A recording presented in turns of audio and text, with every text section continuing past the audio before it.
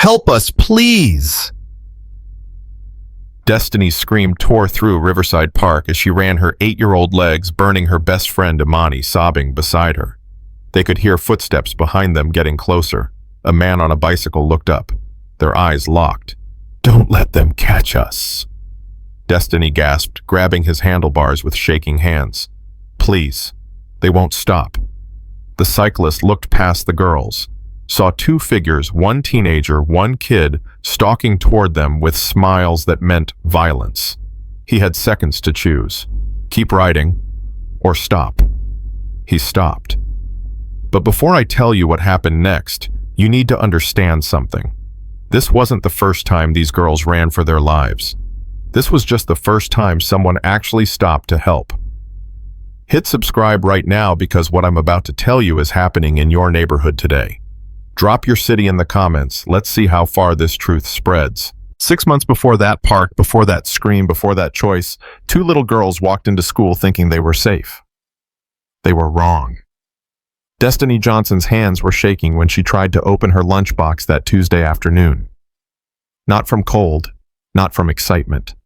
From the kind of fear that lives in your stomach and crawls up your throat when you know something bad is coming and you can't stop it. She was 8 years old. "You okay?" Imani Carter whispered beside her at the cafeteria table. Imani was her best friend since kindergarten.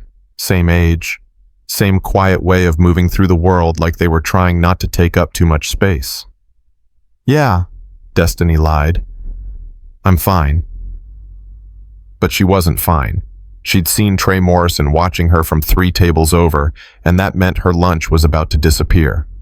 Again. Imani followed her gaze. Maybe today he'll leave us alone. Maybe. They both knew better.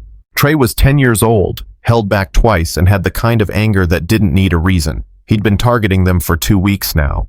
Started small knocking books out of their hands in the hallway, cutting in front of them in line, calling them names under his breath where teachers couldn't hear. Nerds. Teachers' pets. "Think you're so smart." Destiny opened her lunchbox. Peanut butter and jelly sandwich, apple slices, juice box. Her grandmother had packed it that morning with so much love Destiny could almost taste it in the bread. She got 3 bites in before Trey appeared. "What you got today?" He didn't ask. He announced, like he had a right to know. "Nothing," Destiny said quietly, looking down. "Don't look like nothing." He reached across the table and grabbed her juice box. Squeezed it until juice sprayed across the table, across her shirt, across Imani's face. Then he laughed. Brandon and Deshaun, the 2 boys who followed Trey everywhere, laughed too. Not because it was funny, because Trey expected them to. "Oops," Trey said. Not sorry at all. Ms. Rodriguez, the first-year teacher on lunch duty, looked over from where she was breaking up an argument between 2 6th-graders. "Boys, sit down." Trey walked away slowly, too slowly, making sure Destiny knew he wasn't scared, wasn't sorry. Would do it again tomorrow. Imani wiped juice from her cheek with her sleeve. "I hate him." "Me too." But hating him didn't stop him. So, that afternoon, Destiny walked home with Imani like she did every day. 3 blocks from Riverside Elementary to her grandmother's house on Maple Street. Imani lived 4 blocks past that in the apartment complex near the gas station. They held hands when they crossed the street. Not because they were babies, because it made them feel less alone. "You gonna tell Miss Clara?" Imani asked. Destiny shook her head. "She'll just say to ignore him. My mama says the same thing, says boys are mean because they like you." Destiny stopped walking. "That's stupid. If he liked us, he wouldn't be mean." "I know, but that's what grown-ups say." They started walking again slower now because going home meant splitting up, and splitting up meant being alone, and being alone meant being an easier target tomorrow. "What if we told Ms. Rodriguez?" Destiny tried. "For real this time. We did tell her, last week. Remember? She said she'd keep an eye on it." "She's not keeping an eye on nothing." "I know." When they reached the corner where they usually separated, Imani squeezed Destiny's hand tighter. "See you tomorrow. See you tomorrow." Destiny watched Imani walk away until she turned the corner and disappeared. Then she walked the last block alone, counting cracks in the sidewalk to keep her mind busy. Her grandmother was waiting on the porch. Miss Clara Washington was 62 years old, retired third-grade teacher, and could spot trouble on a child's face from half a block away. "What happened?" she asked before Destiny even reached the steps. "Nothing." "Destiny Marie Johnson, I taught children for 37 years. Don't tell me nothing when your shirt's got juice all over it and your eyes look like you've been holding back tears since lunch." Destiny climbed the porch steps slowly. "This boy at school, he's mean." "Mean how?" "Just mean. He took my juice box today and squirted it everywhere." Miss Clara's jaw tightened, but her voice stayed gentle. "Did you tell your teacher?" "She was busy." "Then you tell her tomorrow. Hear me, you speak up." "Yes, ma'am." But Destiny knew speaking up wouldn't change anything. Adults always said to tell a teacher, tell a counselor, tell a principal. They never said what to do when telling didn't help. That night, she lay in bed staring at the ceiling, listening to her grandmother's television murmuring through the wall. The house smelled like the pot roast Miss Clara had made for dinner. Smelled like safety. But Destiny didn't feel safe. She felt like tomorrow was coming too fast, and she couldn't stop it. She closed her eyes and tried to sleep. Tomorrow came anyway. Wednesday started with Trey waiting by the front entrance of the school.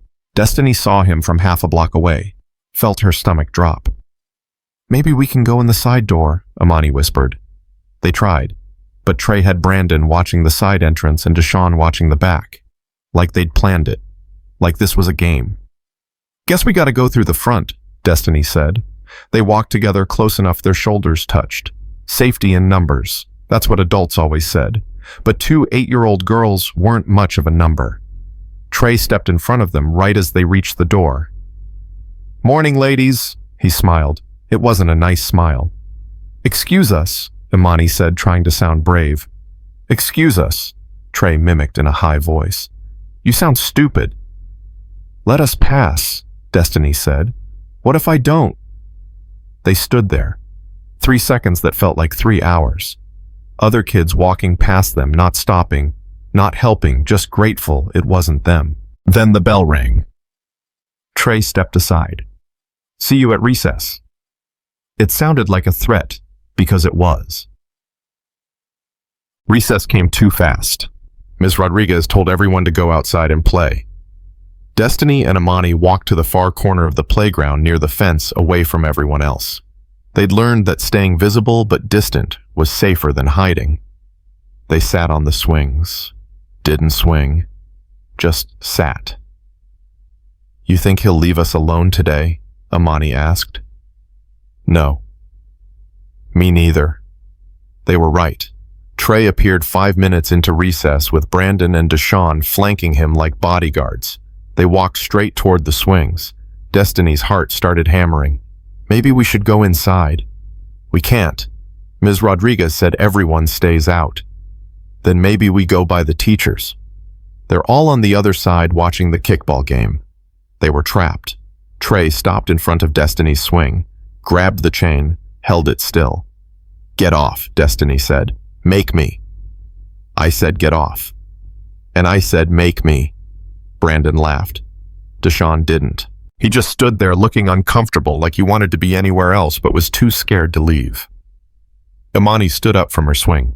"Leave her alone, Trey." "What are you gonna do about it, Imani?" "Go cry to your mama. My mama knows we're getting bullied." "Bullied," Trey laughed. "I'm not bullying nobody. I'm just playing. Right, Destiny?" He yanked the swing chain hard. Destiny fell forward, barely catching herself with her hands before her face hit the ground. The wood chips scraped her palms, drew blood. "Oops," Trey said again, like yesterday, like he'd keep saying forever. Imani ran toward the teachers. "Ms. Rodriguez, Ms. Rodriguez." Destiny pushed herself up, fighting tears. Trey was already walking away, hands in his pockets, casual, like nothing had happened. Ms. Rodriguez came running over. "What happened?" "She fell," Trey called over his shoulder. "He pushed her," Imani shouted. But there were no other witnesses. The kickball game had everyone's attention, and Trey was already halfway across the playground. Ms. Rodriguez helped Destiny to her feet, examined her scraped palms. "Let's get you to the nurse." In the nurse's office, Mrs. Patterson, the school nurse, cleaned the scrapes with antiseptic that stung worse than the fall. "How'd this happen, sweetheart?" Mrs. Patterson asked. "I fell off the swing." "She's lying," Amani said. "Trey Morrison pushed her." Mrs. Patterson's expression shifted. "Trey Morrison, the 5th grader?" "Yes, ma'am." "Has he been bothering you girls before?" Destiny and Amani looked at each other. "Yes," they said together. Mrs. Patterson finished bandaging Destiny's hands. "I'm going to document this and talk to the principal. You girls did the right thing telling me." Hope flickered in Destiny's chest. Maybe adults would help. Maybe this time would be different. It wasn't. Principal Henderson called Trey into his office that afternoon. Destiny and Amani knew because they saw him walking down the hallway with Mrs. Patterson looking annoyed, but not scared. They waited. 15 minutes later, Trey walked back to class. No tears, no consequences visible on his face. At the end of the day, Destiny asked Ms. Rodriguez what happened. Ms. Rodriguez sighed. Mr. Henderson talked to him, gave him a warning, said if it happens again there will be consequences. What consequences?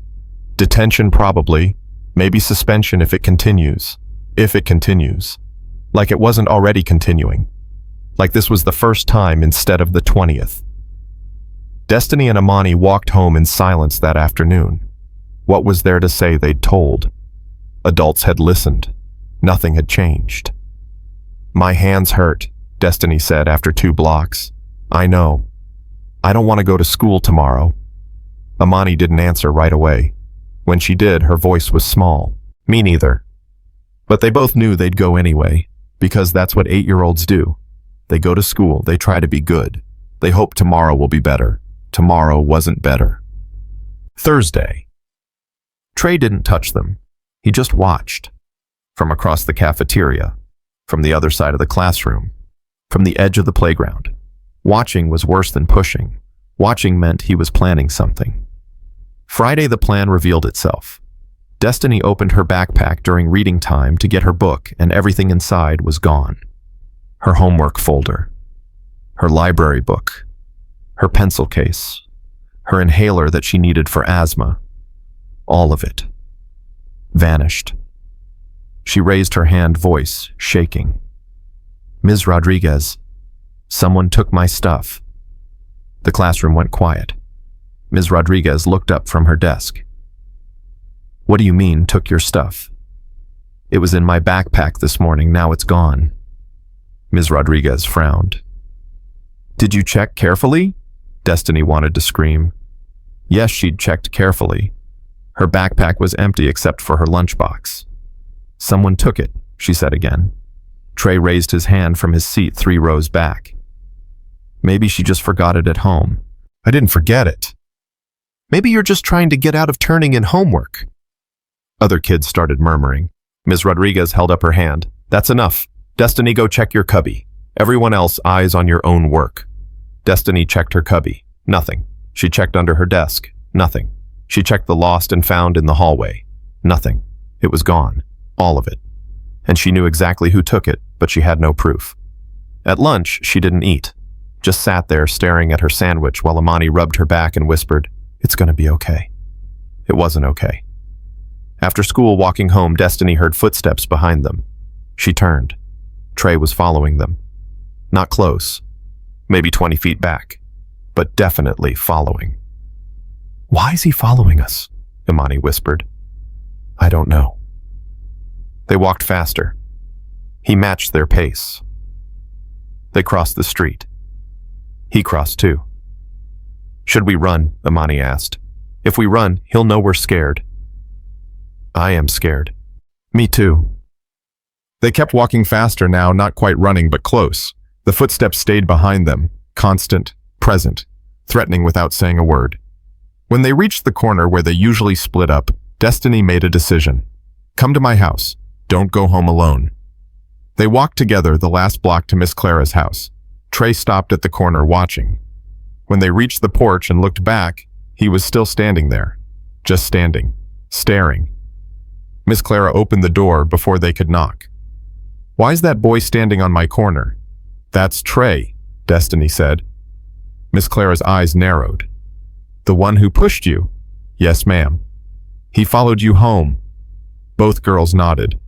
Miss Clara stepped onto the porch, crossed her arms, stared right back at Trey.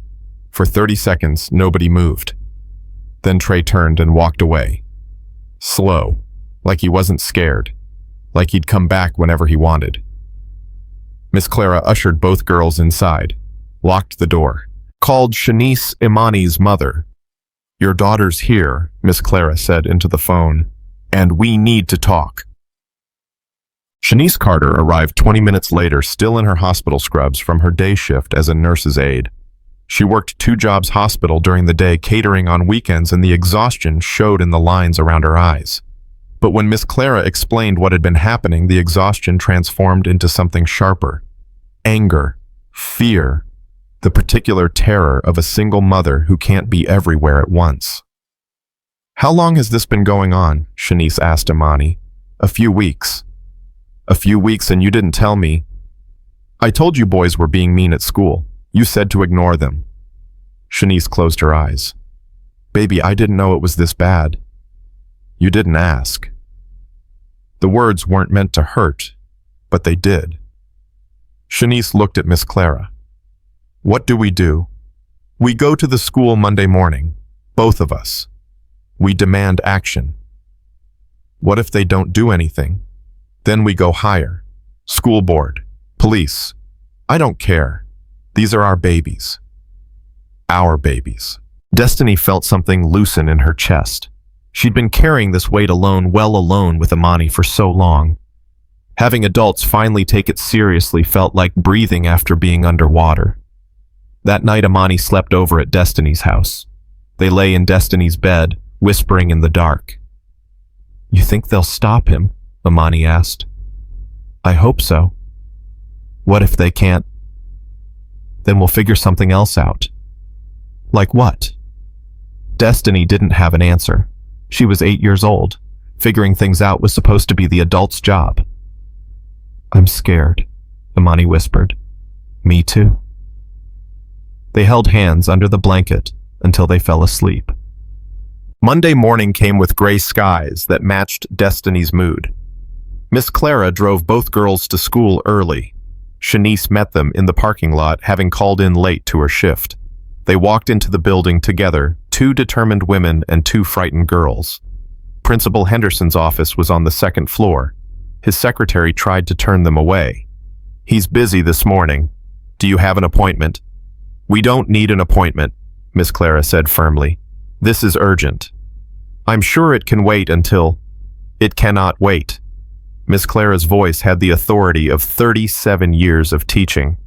"We need to speak with Principal Henderson now."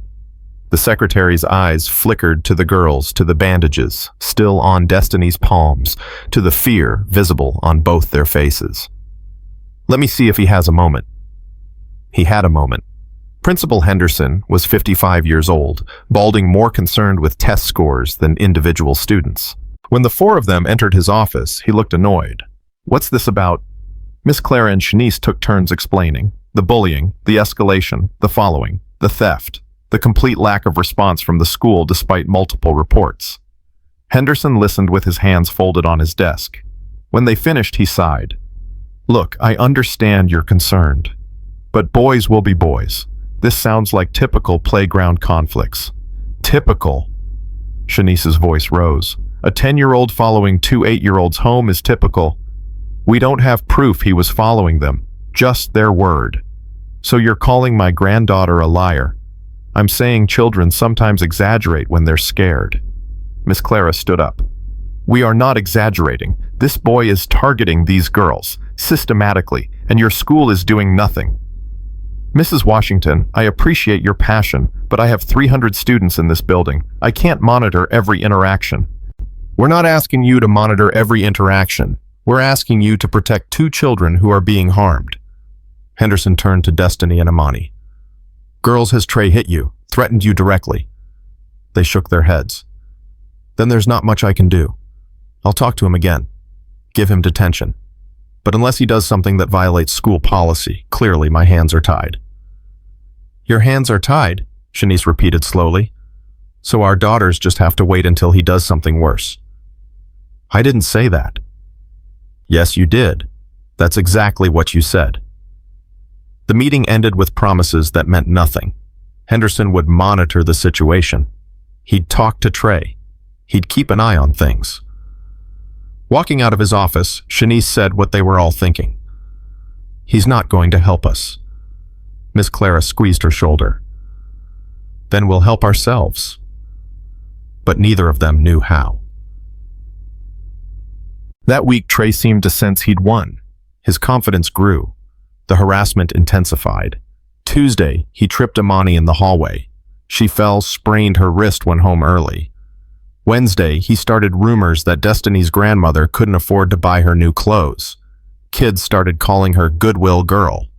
Thursday, he and his friends cornered both girls in the bathroom hallway after lunch. Didn't touch them. Just surrounded them.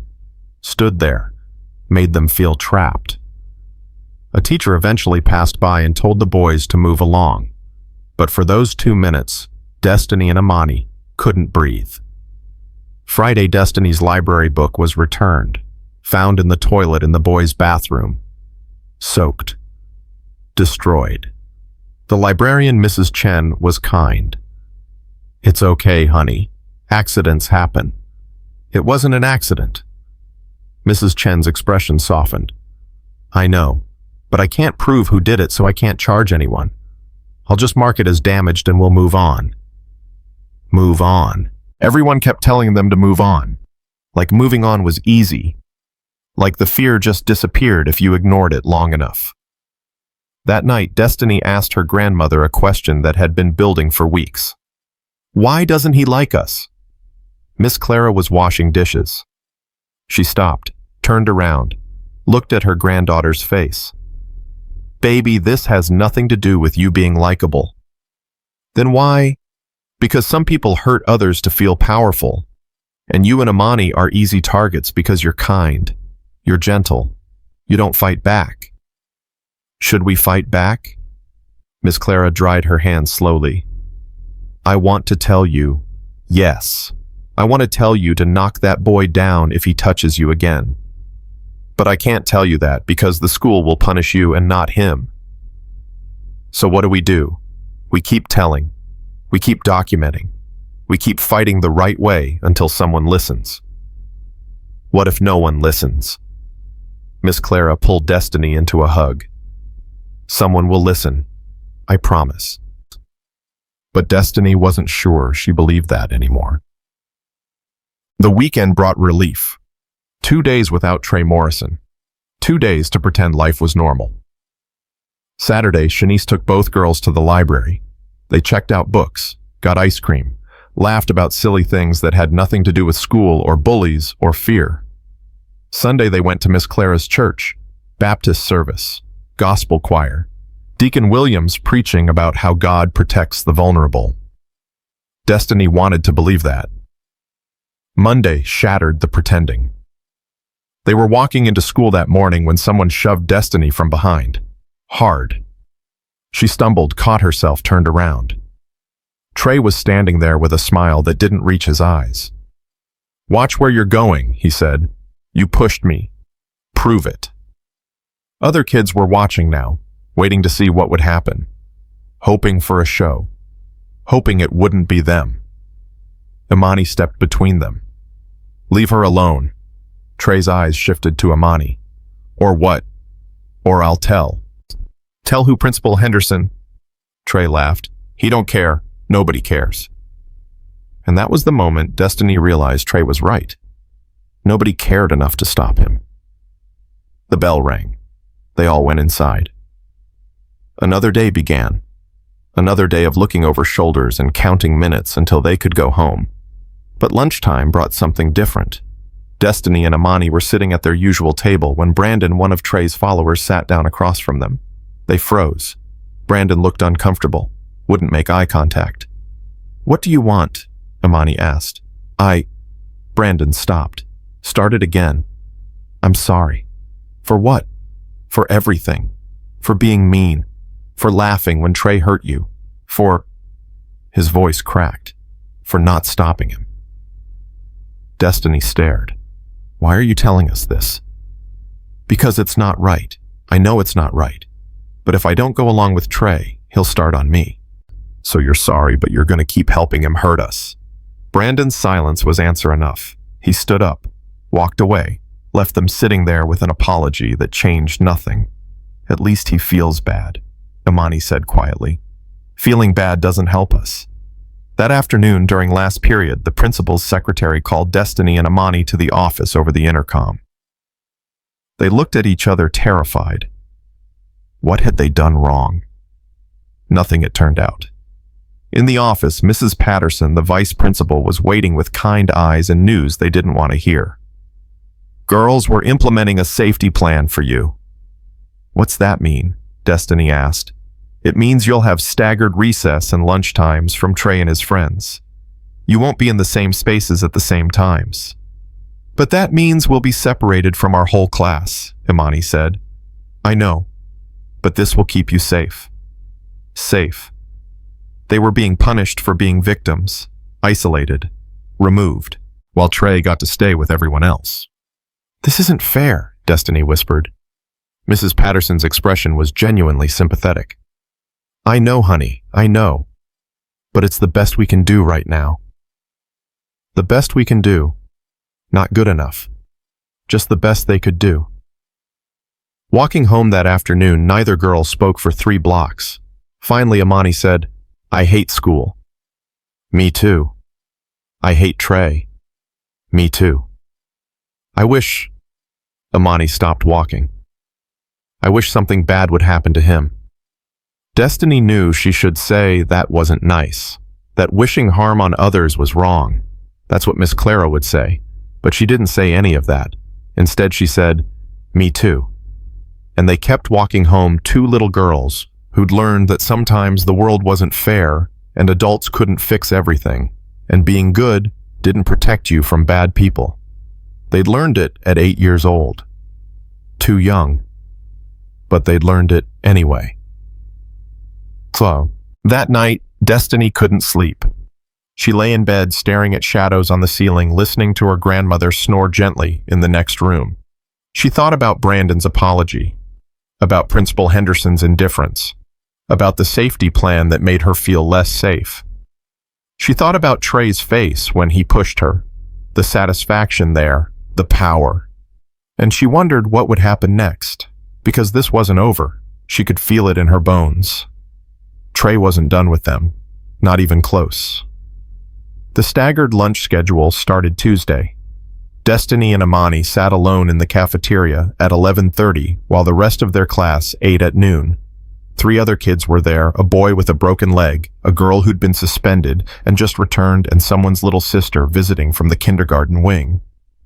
This is stupid, Imani said, stabbing her fork into her mashed potatoes. I know. We didn't do anything wrong. I know. But knowing didn't change it.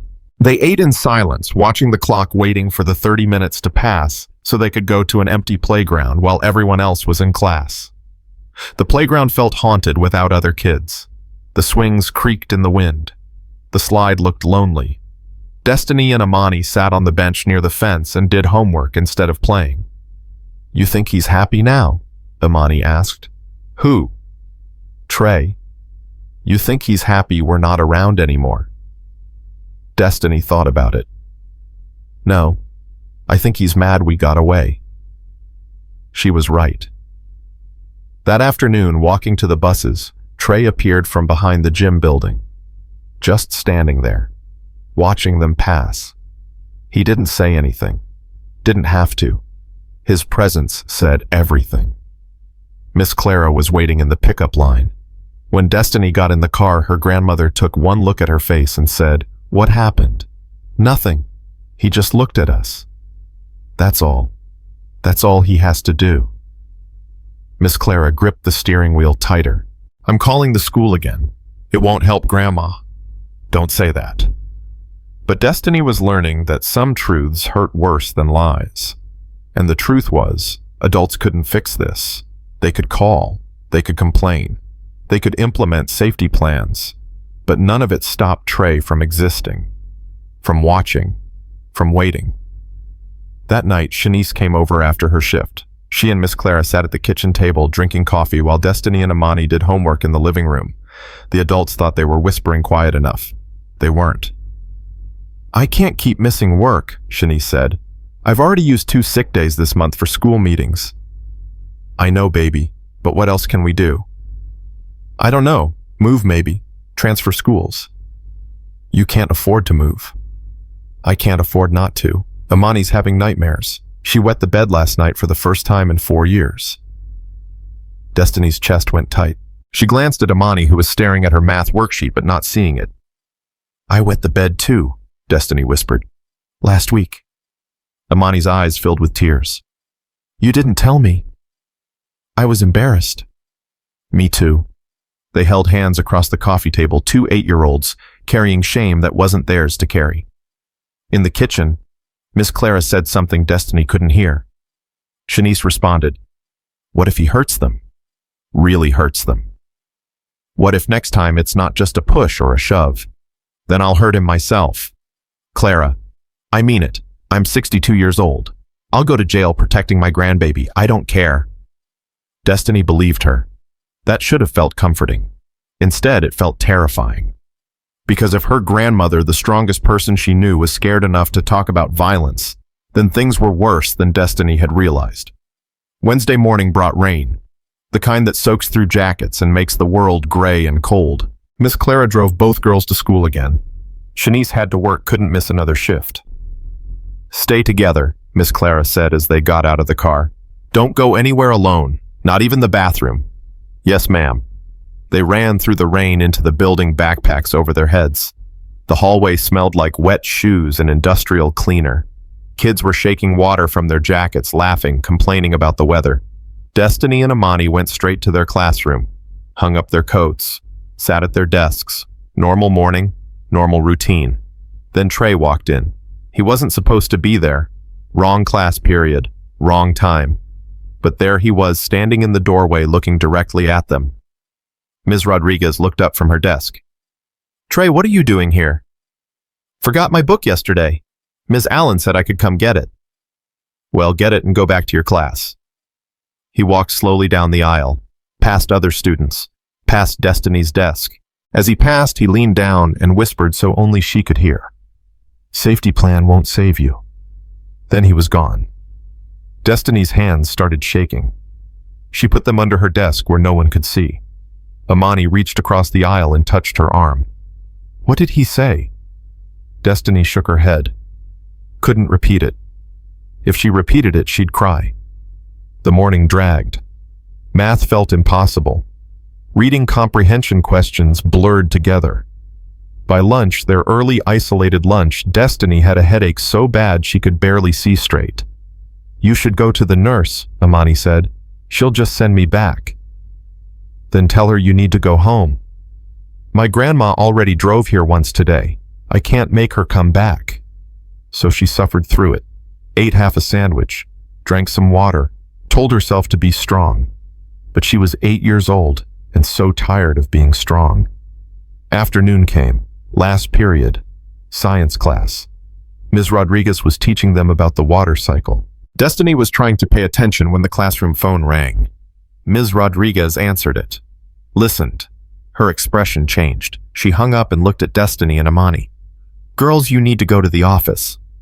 Destiny's stomach dropped. "Why?" "Just go. Take your backpacks." They gathered their things. Every kid in class was watching, whispering. Destiny's face burned with embarrassment, even though she didn't know why she should be embarrassed. The walk to the office felt like walking to execution. Mrs. Patterson was waiting for them. So was a police officer, tall black man in uniform, maybe 40 years old, kind eyes, but serious mouth. "This is Officer Davis," Mrs. Patterson said. "He's the new school resource officer. He wants to talk to you about what's been happening." Finally, Destiny thought. Finally, someone who can actually do something. They sat in chairs too big for their bodies. Officer Davis pulled up a chair across from them. "I've read the reports," he said. "Your teachers, your families, the incidents with Trey Morrison. I want to hear it from you, in your own words. Can you tell me what's been going on?" So they did. Destiny started. Imani added details. Back and forth they painted the picture. 3 weeks of harassment, escalation, fear. Adults who tried but couldn't stop it. Officer Davis listened, took notes, didn't interrupt. When they finished, he said, "Have you felt physically unsafe?" "Yes," they said together. "Has he threatened you directly, said he would hurt you?" "Not exactly," Destiny admitted. "But he doesn't have to say it. We know." Officer Davis nodded slowly. "I understand, but here's the problem. Unless he makes a direct threat or physically harms you in a way that leaves evidence, my hands are tied too. He's 10 years old, a juvenile. The law doesn't allow me to arrest him for being mean or making you uncomfortable."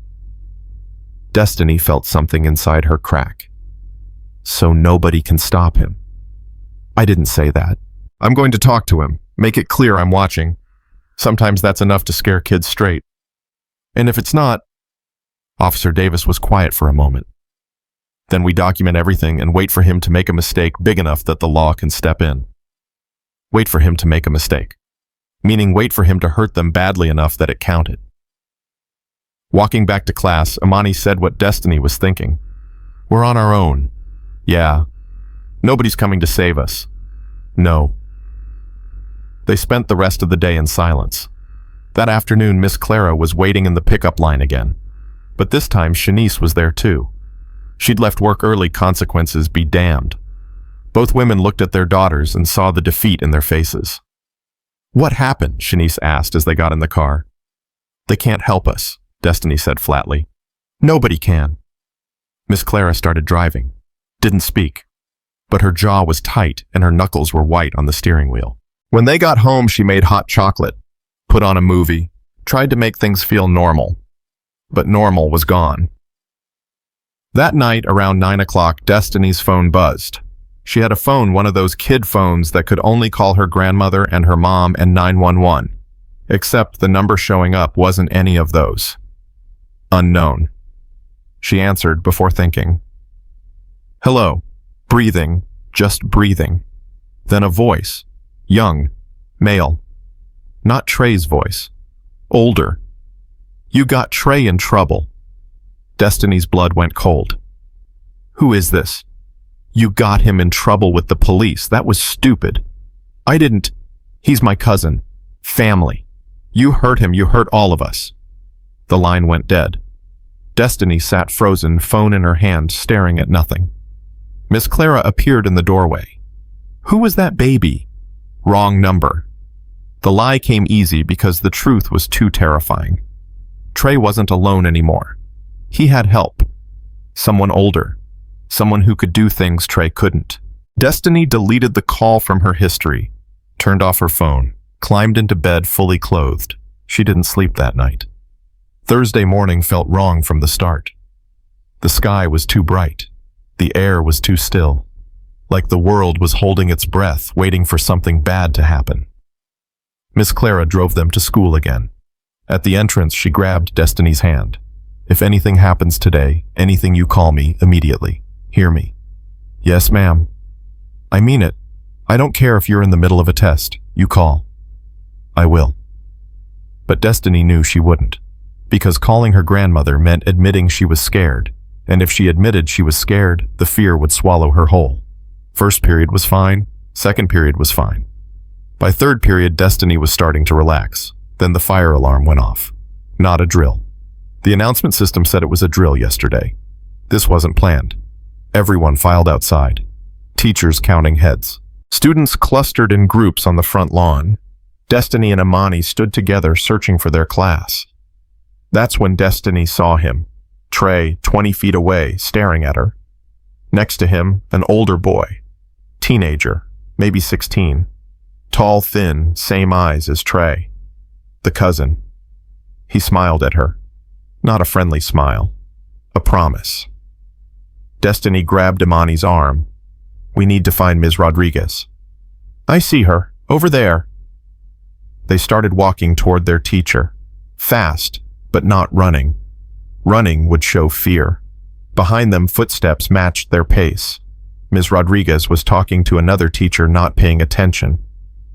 Ms. Rodriguez, Destiny said urgently. She didn't hear. Ms. Rodriguez. The teacher turned. What's wrong? Destiny looked back. Trey and his cousin were gone. Vanished into the crowd of students. Who's what? Ms. Rodriguez asked. Nothing. Never mind. But it wasn't nothing. It was a message. We can get close to you anytime. Fire drills. Dismissal. Recess. You're never actually safe. The fire alarm turned out to be someone pulling it as a prank. Whole school got lectured about wasting emergency resources. But Destiny knew it wasn't random, couldn't prove it, but knew it. That afternoon, walking to the buses, Amani said, I saw him too, the cousin. I know. He's scarier than Trey. I know. What are we supposed to do? Destiny didn't answer. She was watching the parking lot looking for Miss Clara's car when she saw it. Her grandmother's car was there, but so was another car, silver sedan, parked 3 spots away. Inside the silver car, someone was sitting, watching the pickup line. Trey's cousin. He waved at her. Destiny ran to her grandmother's car, yanked the door open, climbed in. Drive. Please drive now. What's wrong? Just drive.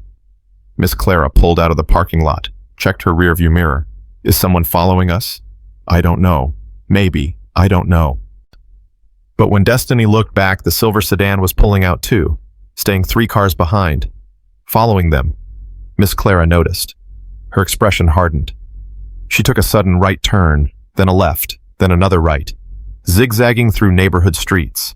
The silver sedan kept following.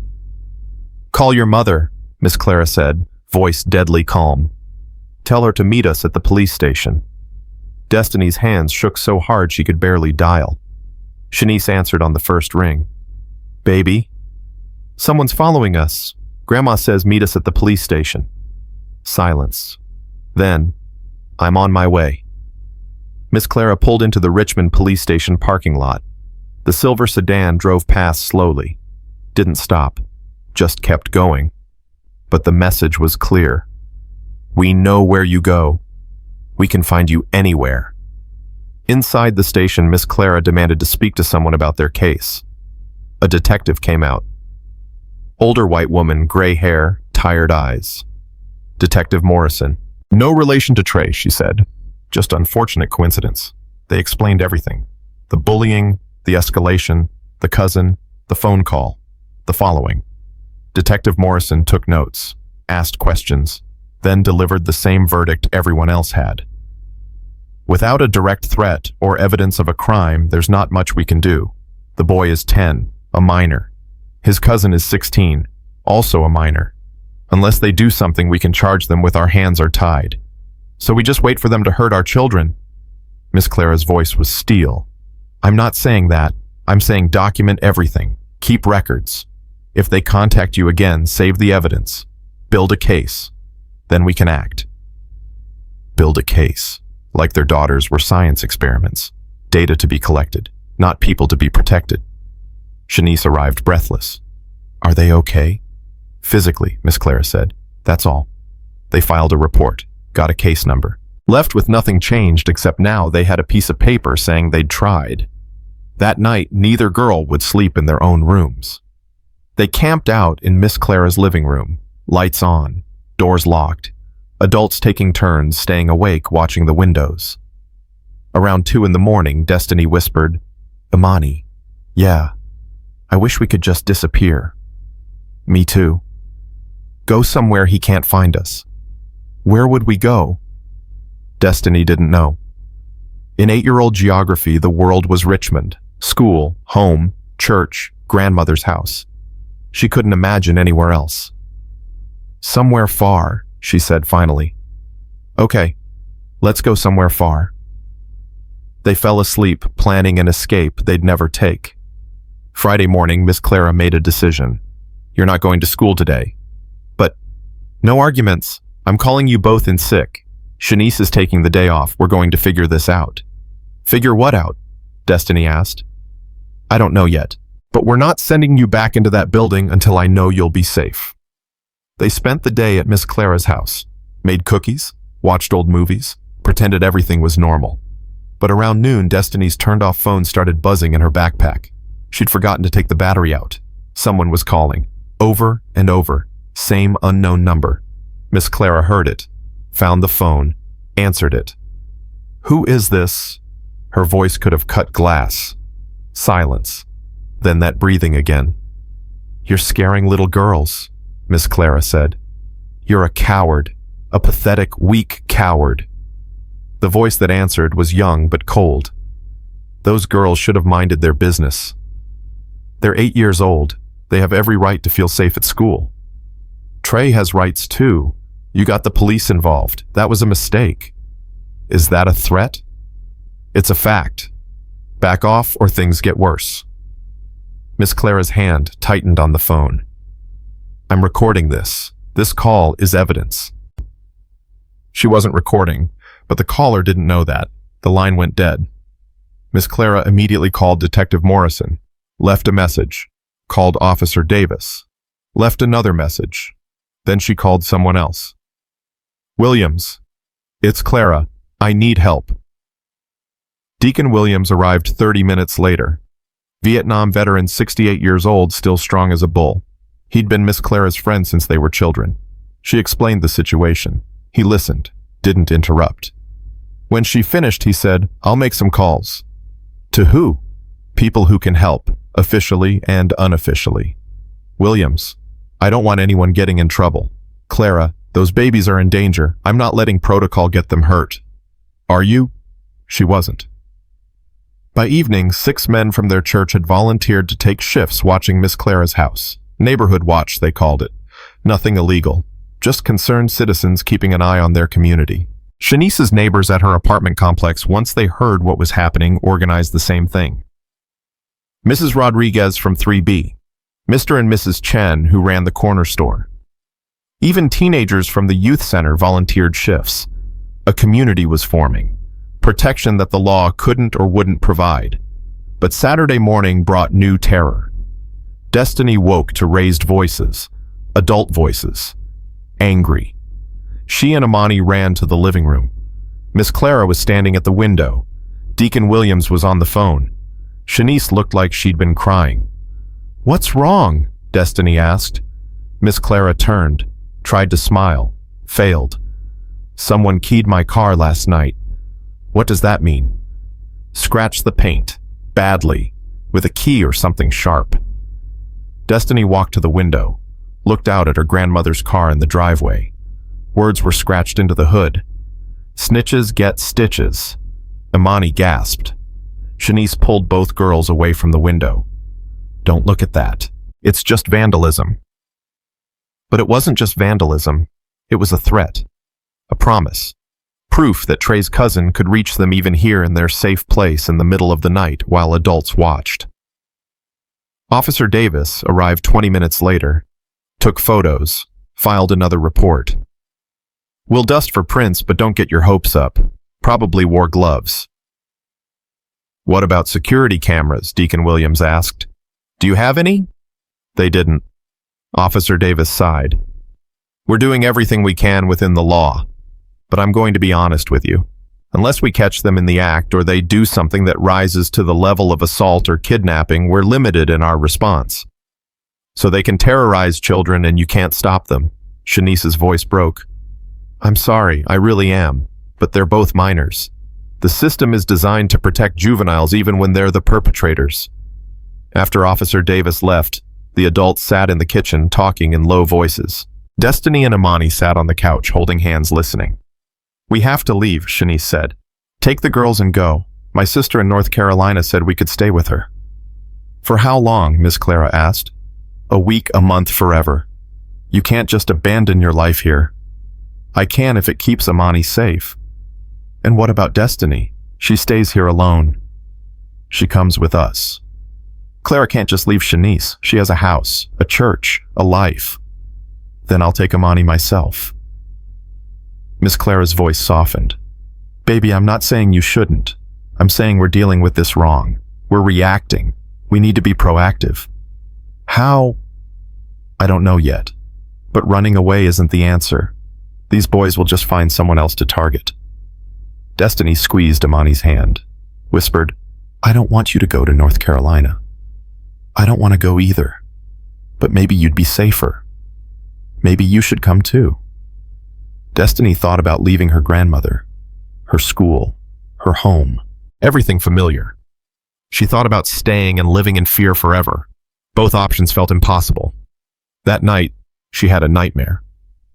Trey's cousin chasing her through empty school hallways, running and running but getting nowhere. His footsteps behind her constant, inevitable. She woke up screaming. Miss Clara ran in, held her, rocked her like she was a baby again. I got you. You're safe. I got you. But Destiny didn't feel safe. Safe was something she used to feel. Now it was just a word. Sunday they went to church. The whole congregation knew what was happening. Prayer chains had been activated. Offerings had been collected for security cameras and legal fees. During service, Pastor Green preached about David and Goliath. About a boy facing a giant everyone said he couldn't defeat. Destiny listened, wanted to believe. But David had a slingshot and God's favor. She just had fear and a police department that couldn't help.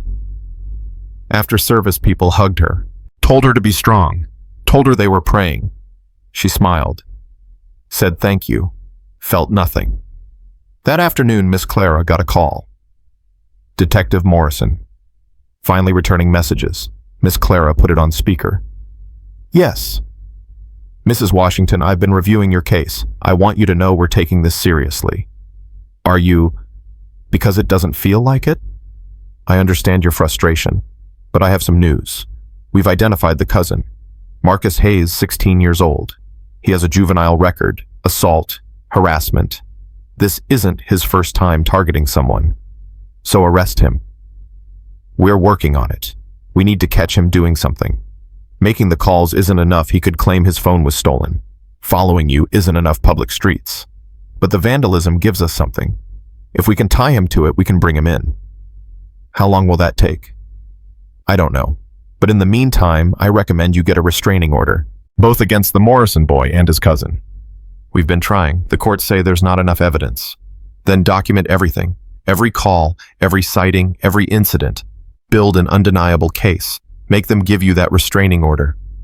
They hung up. Miss Clara looked at Shanice. So we wait. Again. I'm not waiting. I'm taking Imani and leaving. Tomorrow. Shanice, no. I can't do this anymore. I can't send my baby to school wondering if she'll come home. I can't sleep wondering if someone's going to hurt her in the night. I'm done. Destiny watched Imani's face crumble. Watched her best friend realize they were being separated. Watched the only constant in her terrifying world start to disappear. That night they had one last sleepover, lay in the dark, whispering. How long will you be gone? Destiny asked. I don't know. Mama says until it's safe. What if it's never safe? Imani didn't answer. They fell asleep holding hands. Monday morning came too fast. Shanice and Imani packed their bags. 1 week of clothes, toiletries, Imani's favorite books. Miss Clara made breakfast. Nobody ate much. At 8 o'clock they loaded the car. Destiny stood on the porch watching. Imani ran back, hugged her. I'll call you every day. Okay. And maybe you can visit, when it's safe. Okay. And maybe. Imani, Shanice called. We need to go, baby. We're losing daylight. One more hug, tighter this time. Then Imani got in the car. Then the car pulled away. Then Destiny was standing alone on the porch with her grandmother's hand on her shoulder, watching her best friend disappear down the street. Miss Clara squeezed her shoulder. You okay? Destiny nodded. She wasn't okay. She was 8 years old and alone and terrified. But she nodded anyway. Because that's what you do when you're too tired to fight anymore. You nod. You pretend. You survive another day. That first day without Imani felt like losing a limb. Destiny sat in class staring at the empty desk beside her. Ms. Rodriguez had asked where Imani was. Destiny said she was sick. The lie tasted bitter, but the truth was worse. My best friend ran away because we couldn't keep her safe. Lunch was the hardest part, sitting alone at the cafeteria table during the early shift. Eating a sandwich she couldn't taste, looking at the chair where Imani should have been. She lasted until 2 o'clock before asking to go to the nurse. My stomach hurts. Mrs. Patterson took her temperature. Normal. Checked her throat. Fine. Looked at her face and saw the truth. You missing your friend? Destiny nodded, not trusting her voice. I heard she transferred. That true? She's visiting family. Mrs. Patterson's expression said she knew better. You want to call your grandmother? No, I'm okay. But she wasn't okay, and they both knew it. She went back to class, made it through last period. Walked to the pickup line alone for the first time in 3 years. Miss Clara was waiting, took one look at her granddaughter's face and said nothing, just opened the door, drove home in silence. That night, Imani called like she'd promised. How was school? Her voice sounded small through the phone. Fine. Liar. Okay, it was horrible. How's North Carolina? Weird. My aunt's house smells like cats. I don't know anybody here. Mama says I'm starting school tomorrow. Already? She doesn't want me missing too much. They talked for 20 minutes. About nothing. About everything. Neither of them mentioning Trey or his cousin or the fear that drove Imani away. When they hung up, Destiny felt more alone than before. Tuesday morning, Miss Clara made eggs and toast. Destiny pushed food around her plate. You need to eat. I'm not hungry. Eat anyway. You're going to school today and I need you strong. I don't want to go. Miss Clara sat down across from her. I know, baby, but hiding won't make this better. Nothing makes this better. Not yet, but it will. I promise you it will. Destiny wanted to believe her, got dressed, got in the car, let her grandmother drive her to a place she used to love and now feared. Walking into the building felt like walking into a trap. She kept her head down, went straight to her classroom, sat at her desk. First period passed. Second period passed. By third period, she'd started to breathe normally again. Then Brandon appeared at her desk during the transition. Hey. Destiny looked up. What? Trey's been asking where Imani went. Her blood went cold. Why? I don't know. Just thought you should know he's asking. Brandon walked away before she could respond. Asking meant Trey cared. Cared meant he wasn't done. Wasn't satisfied with driving Imani away. Wanted to know where she went. Maybe follow her there. Destiny's hands started shaking. At lunch, she couldn't eat at all. Just sat there feeling sick, watching the clock counting minutes until she could go home. The afternoon dragged forever. Finally, final bell. Destiny grabbed her backpack and headed for the exit. That's when she saw him. Trey standing by the front doors. Not supposed to be there. Wrong dismissal time. But there he was waiting. Their eyes met. He smiled. Destiny turned and went the opposite direction, down a different hallway toward the side exit. Heart pounding, walking fast, but not running. Running showed fear. She pushed through the side door into the parking lot. Miss Clara's car was at the front entrance. Too far. Trey was between her and safety. Destiny stood frozen, trying to decide what to do. Then she saw the silver sedan, parked at the edge of the lot, engine running, Trey's cousin behind the wheel, watching her. She ran back inside, found Ms. Rodriguez in her classroom packing up for the day. Ms. Rodriguez, I need help. The teacher looked up. What's wrong? Trey's by the front door and his cousin is outside and I can't get to my grandmother's car. Ms. Rodriguez's expression hardened. She grabbed her phone, called the office. We need security at the front entrance. Now.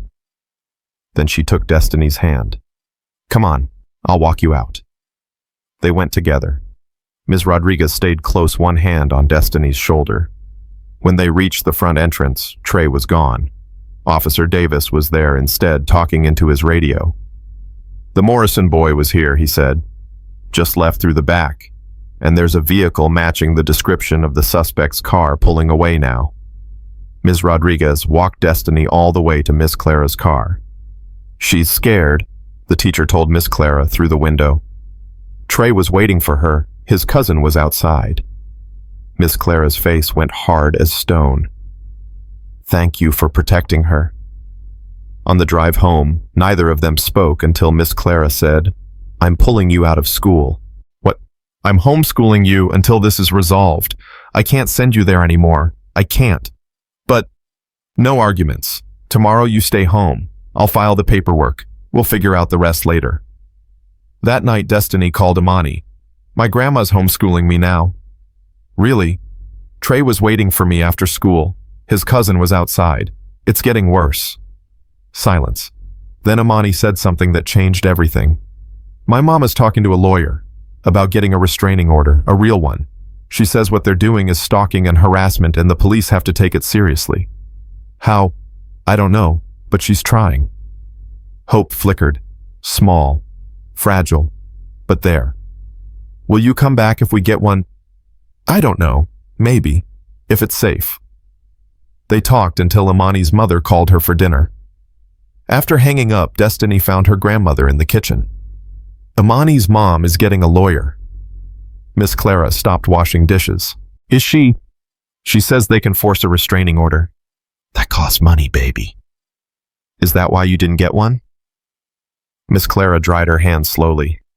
I'm on a fixed income. Lawyers are expensive. But if Shanice found someone who'll help, that's good. That's real good. Wednesday morning, Destiny woke up to voices downstairs. Adult voices. Multiple people. She got dressed and went down. Shanice was there. And Imani. You came back. Destiny ran to her friend. Not for long, just for the day. Mama had a meeting with the lawyer and the police. Miss Clara was making coffee for Shanice, who looked exhausted. Dark circles under her eyes.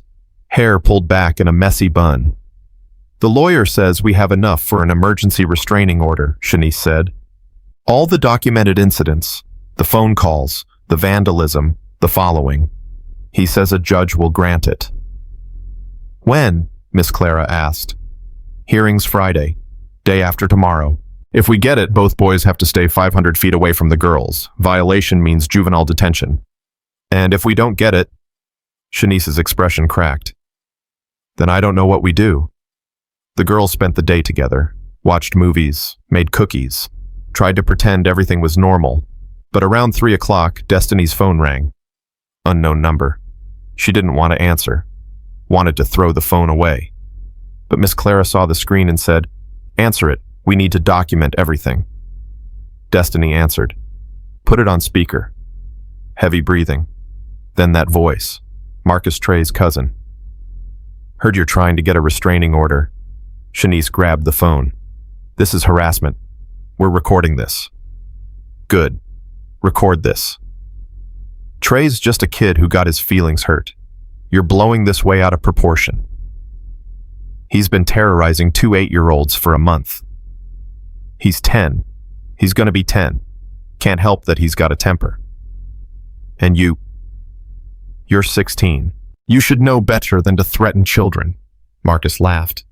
I haven't threatened nobody. I'm just making phone calls. Public streets. Looking at public parking lots. Ain't done nothing illegal. The judge will decide that. Yeah, good luck with that. Restraining orders don't mean nothing anyway. Just pieces of paper. The line went dead. Shanice was shaking. Miss Clara took the phone. I'm calling Detective Morrison. Now. She did.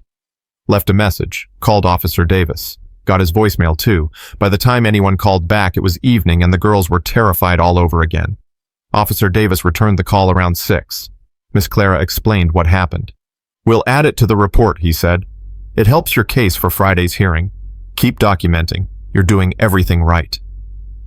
But doing everything right still felt like losing. Thursday morning, Shanice decided to stay in Richmond until after the hearing. She and Imani would stay at Miss Clara's house. Safety in numbers. The church volunteers continued their watch. Deacon Williams and 3 other men took shifts outside. Day and night. Nobody was taking chances. Destiny and Amani stayed inside. Did schoolwork at the kitchen table. Miss Clara found homeschool curriculum online. Math worksheets, reading assignments, science experiments with baking soda and vinegar. Normal activities in an abnormal situation. Around noon, someone knocked on the door. All three of them jumped. Deacon Williams called through the door. "It's just me. Got a delivery."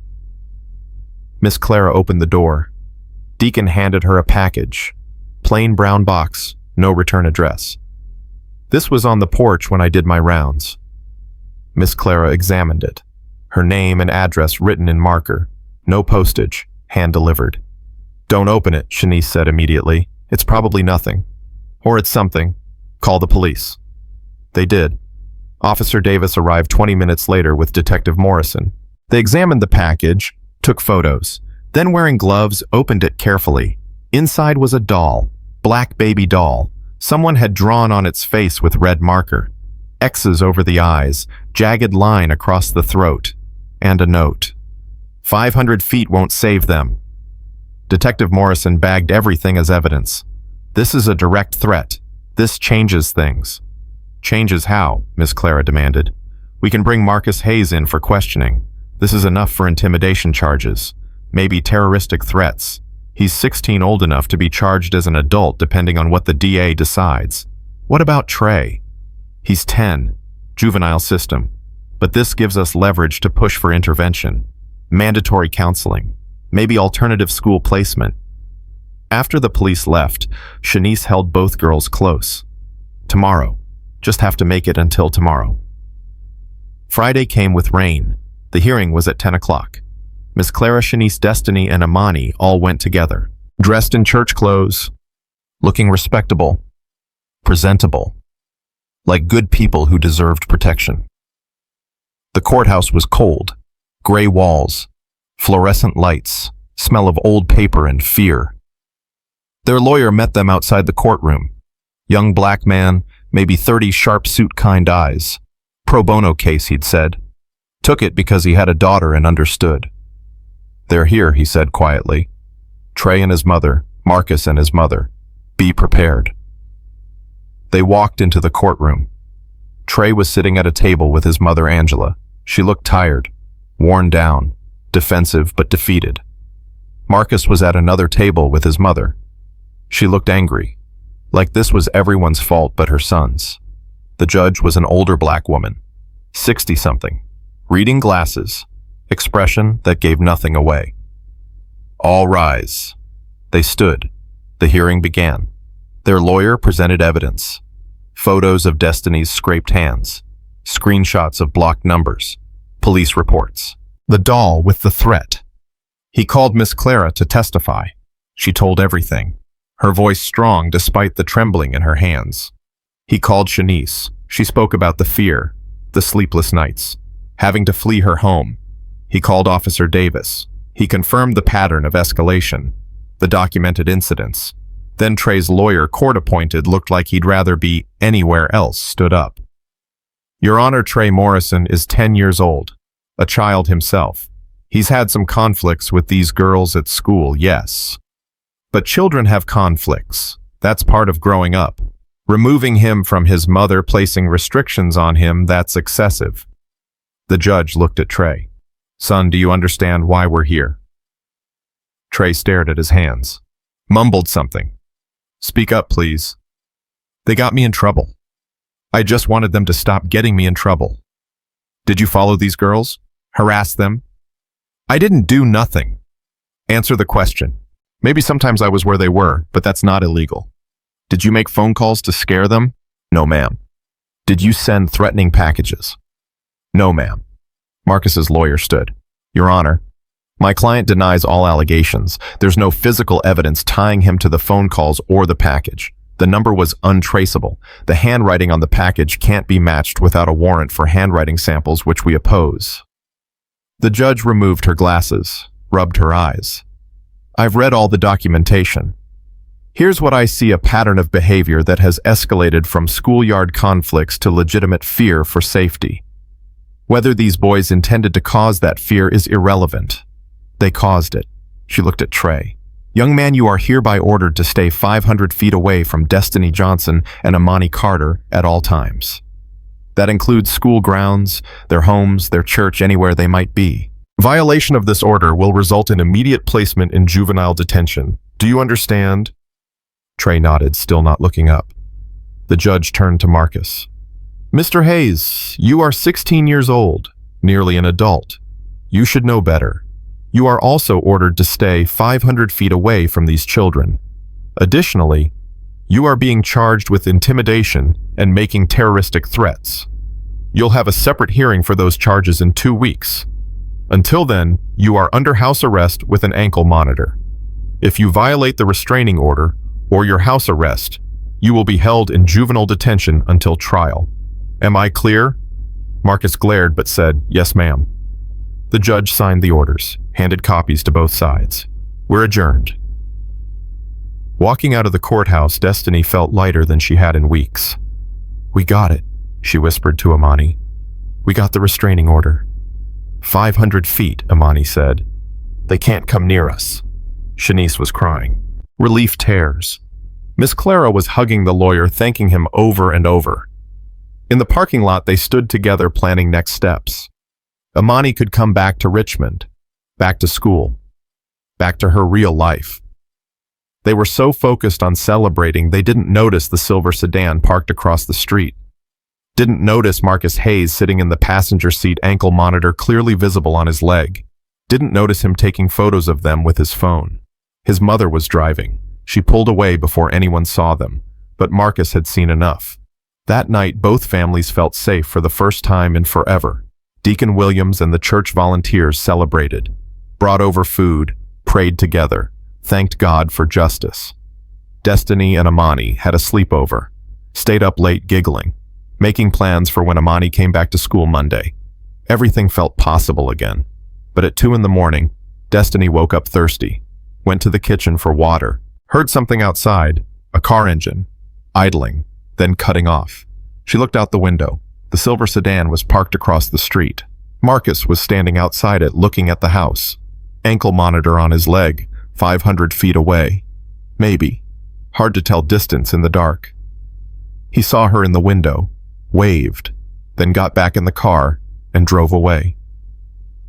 Destiny stood frozen, water glass in her hand, heart hammering. She didn't wake anyone up, didn't call out. Because what would she say? He was 500 feet away, technically obeying the order. He waved at me. Wasn't a crime. But the message was clear. Restraining orders are just paper. I can still find you, still watch you, still let you know I'm here. She went back to bed but didn't sleep. Saturday morning felt wrong despite the sunshine. Shanice and Amani were packing up to drive back to Miss Clara's house after staying at a hotel. Make it official. Amani would start back at school Monday. But Destiny was quiet, distracted. You okay? Amani asked. Yeah. You look tired. Didn't sleep good. She didn't mention Marcus. Didn't want to ruin everyone's relief. Maybe she'd imagined it. Maybe it was a different car. Maybe she was paranoid. But when they went outside to load the car, she saw it, spray painted on the sidewalk in front of Miss Clara's house. See you soon. Fresh paint. Still wet. Miss Clara saw it. Her face went pale. He was here, last night, while we slept. But the restraining order, Shanice started. Doesn't matter if no one enforces it. Doesn't matter if he's gone before anyone sees him. They called the police. Officer Davis came out, took photos, took a report, said he'd follow up. But everyone knew. The restraining order was paper. Paper didn't stop someone determined enough. That afternoon, Shanice made a hard decision. We're not staying. I'm taking Amani back to North Carolina. Today. But the order isn't keeping us safe. He's already violated it. Twice that we know of. How many times we don't know. Shanice, you can't run forever. I can run until he's arrested. Until he's locked up. Until I know for certain my baby won't be hurt. Destiny felt her world cracking again. But you just got back. Amani was crying. I don't want to go again. I know, baby. But we have to. They repacked, loaded the car, said another round of goodbyes. This time felt more final. This time felt like giving up. Destiny stood on the porch watching them drive away again. Except this time she knew the restraining order meant nothing. Knew Marcus would keep coming. Knew Trey would keep watching. Knew the law couldn't stop them. Miss Clara stood beside her. We'll figure this out. How? I don't know yet. But we will. That night, Miss Clara called an emergency meeting with Deacon Williams and several other church members. The restraining order isn't enough. The police aren't enough. We need to do more. Like what? Someone asked. I don't know, but I'm not sitting around waiting for that boy to hurt my granddaughter. Deacon Williams spoke up.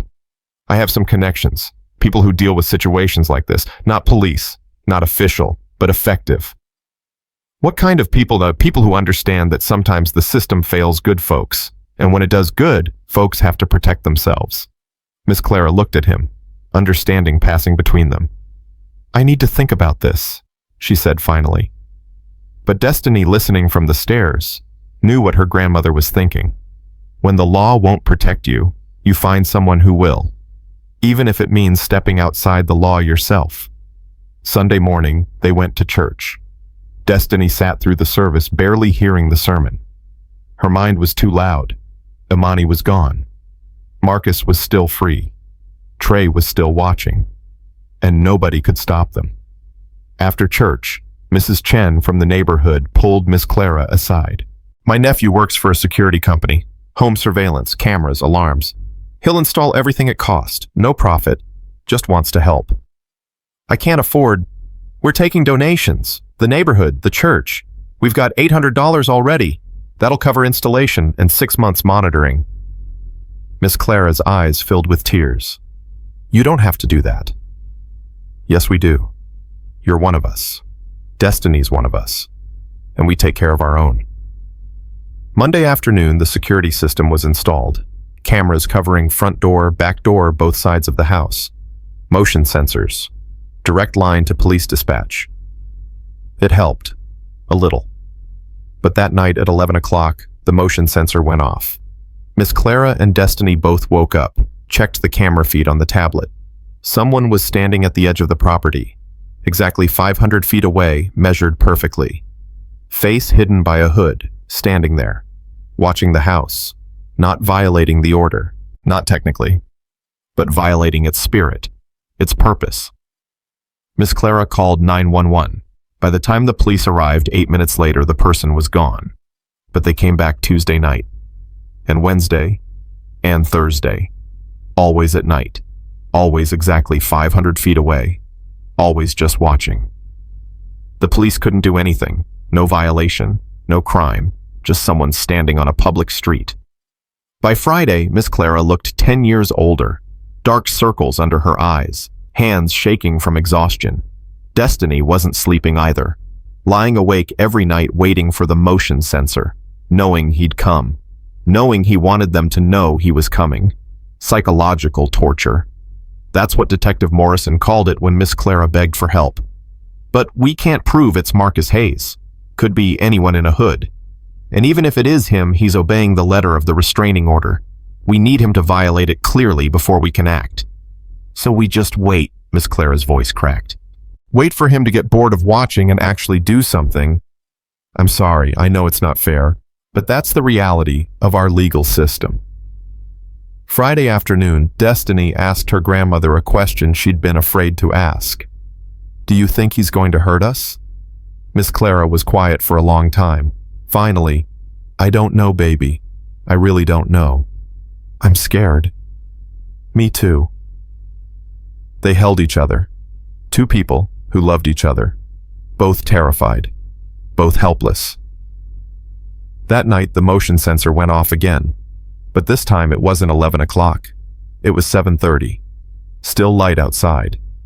Miss Clara checked the camera. Her hand flew to her mouth. Not one person at the property line. Two. Marcus and Trey. Both standing exactly 500 feet away. Both staring at the house. both smiling. Miss Clara called 911, called Officer Davis directly, called Detective Morrison. By the time anyone arrived, the boys were gone, but they'd made their point. We can come any time, day or night.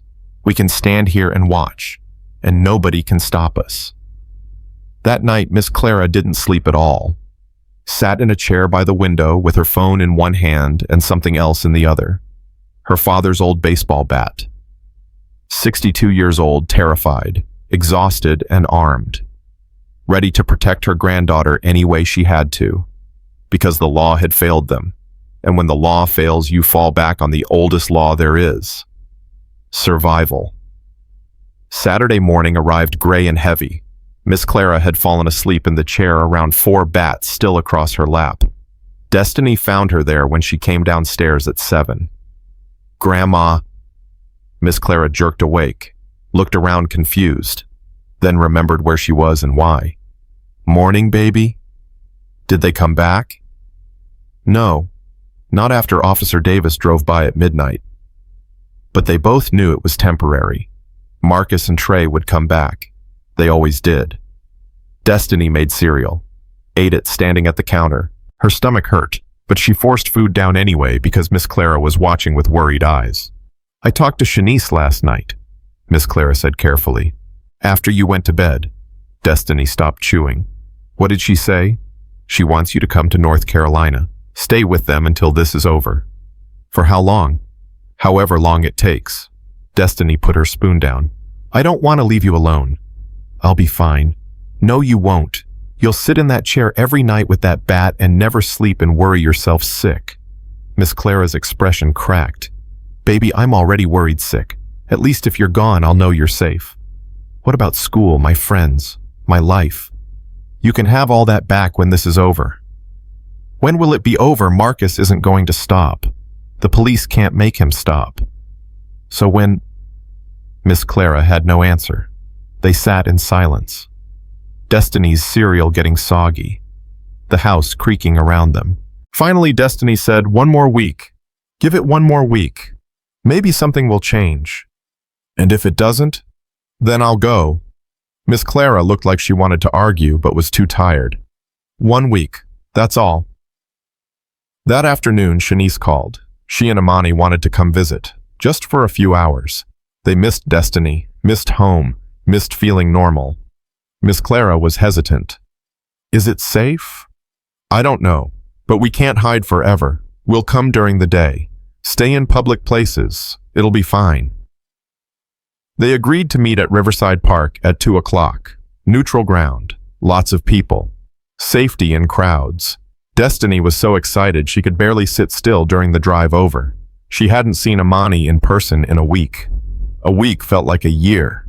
The park was busy, families with kids, teenagers playing basketball, couples walking dogs. Normal Saturday afternoon. Shanice and Imani were already there sitting on a bench near the playground. When Imani saw Destiny, she jumped up and ran over.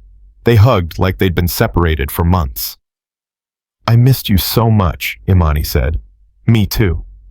They went to the swings, started swinging, trying to see who could go higher, laughing for the first time in forever. Miss Clara and Shanice sat on the bench watching them, drinking coffee from thermoses, pretending everything was okay. For an hour it was. The girls played, talked about books, about the shows they were watching, about everything except Trey and Marcus and fear. Then Destiny saw the silver sedan, parked on the street adjacent to the park, engine off, someone sitting in the driver's seat. Her swing slowed, stopped. What's wrong? Imani asked. That car. Imani looked. Her face went pale. Is that... I think so. They got off the swings, walked quickly toward their grandmother's. Grandma, Destiny said, trying to keep her voice calm. That car over there. Silver sedan. I think it's Marcus. Miss Clara and Shanice both turned, saw the car. Are you sure? Shanice asked. No, but... The driver's door opened. Marcus got out, stood there, looking directly at them. He was too far away to violate the restraining order. Maybe 600 feet. Perfectly legal, but his presence wasn't legal. His intent wasn't legal. "We're leaving," Miss Clara said, standing up. "Now." They started walking toward the parking lot, fast but not running, the girls between the two women, protected. Marcus started walking too, parallel to them, staying 600 feet away but matching their pace. "He's following us," Imani whispered. "Keep walking." They reached Miss Clara's car, got in, locked the doors. Marcus stopped at the edge of the park, stood there watching as they pulled out. Then he got back in the silver sedan and followed them. "He's behind us," Shanice said, looking in the side mirror. Miss Clara's jaw tightened. "I see him."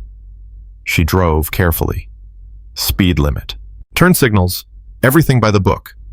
The silver sedan stayed 3 cars back. "Call 911, Miss Clara said. Shanice dialed, explained the situation. The dispatcher said she'd send a patrol car to their location. They drove for 5 more minutes. The sedan still following. No patrol car appeared. "Where are the police?" Destiny asked, voice shaking. "Coming, baby.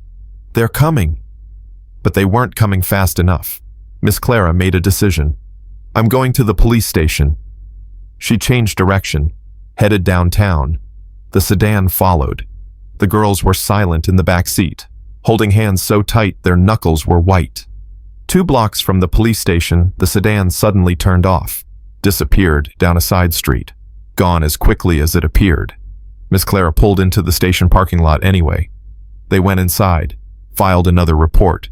Officer Davis wasn't there, it was his day off. Another officer took the information, said he'd follow up, said they'd increase patrols in the area. Empty promises. They all knew it. Walking back to the car, Shanice said, "This can't keep happening. We can't live like this." "I know. So what do we do?" Miss Clara looked at her granddaughter's terrified face, at Imani's tears, at Shanice's exhaustion. "I don't know anymore. I just don't know."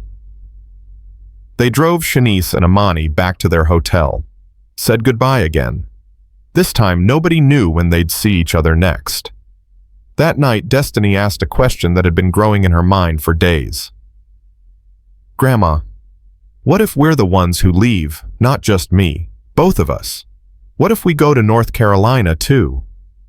Miss Clara was washing dishes, stopped, hands in the soapy water, staring out the window at nothing. "This is my home," she said quietly. "I've lived in this house for 40 years. Raised your mother here. Raised you here. I shouldn't have to leave because some troubled boy and his delinquent cousin are terrorizing us. But if staying means being scared forever, then I'm scared forever. But I'm scared in my home, not running away. That's not fair." "No, baby, it's not. None of this is fair." They didn't talk about it again that night. Sunday, they stayed home from church. Too risky. Too many places for Marcus to watch them. The day stretched endlessly. Destiny did schoolwork, read, watched TV. All of it felt hollow. Around 3 o'clock, someone knocked on the door. Both of them jumped. Miss Clara looked through the peephole, relaxed slightly. "It's Deacon Williams." She opened the door. The deacon came in looking serious. "I've been making calls," he said, "talking to people about your situation." "What kind of people?" "People who've dealt with similar things. Restraining orders that don't work. Police who can't help. People who had to take matters into their own hands." Miss Clara glanced at Destiny. "Baby, go upstairs for a minute." "But..." "Now, please." Destiny went upstairs but stopped at the landing, listening. Deacon Williams' voice was low. "There's a group, men from different churches, veterans mostly. They handle situations when the law fails good people. Nothing illegal, just presence, intimidation tactics. Let these boys know they're not the only ones who can watch and wait. Williams, I can't ask anyone to put themselves in danger. You're not asking, I'm offering. We all are. There are 5 of us ready to start tomorrow. And if something happens, if these boys or their families press charges, then we deal with it.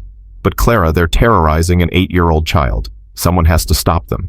If the police won't, we will." Long silence.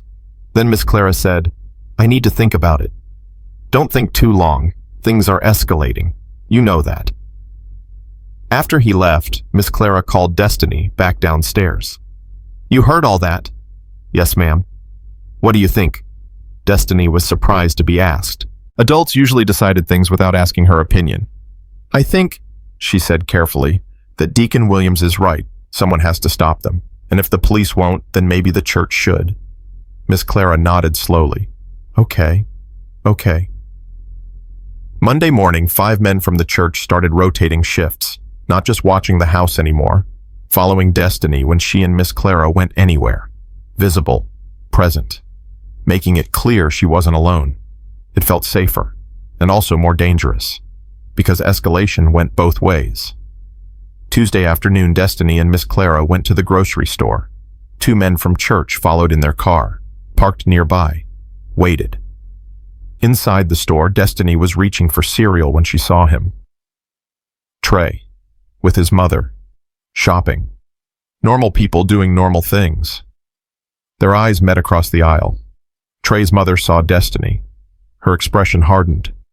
She grabbed Trey's arm and pulled him toward a different aisle, but not before Trey smiled at Destiny. That same smile. Empty. Satisfied. Destiny's hands started shaking. She dropped the cereal box. Miss Clara appeared beside her. What's wrong? He's here. Trey's here with his mom. Miss Clara's face went hard. She looked around, spotted them 2 aisles over.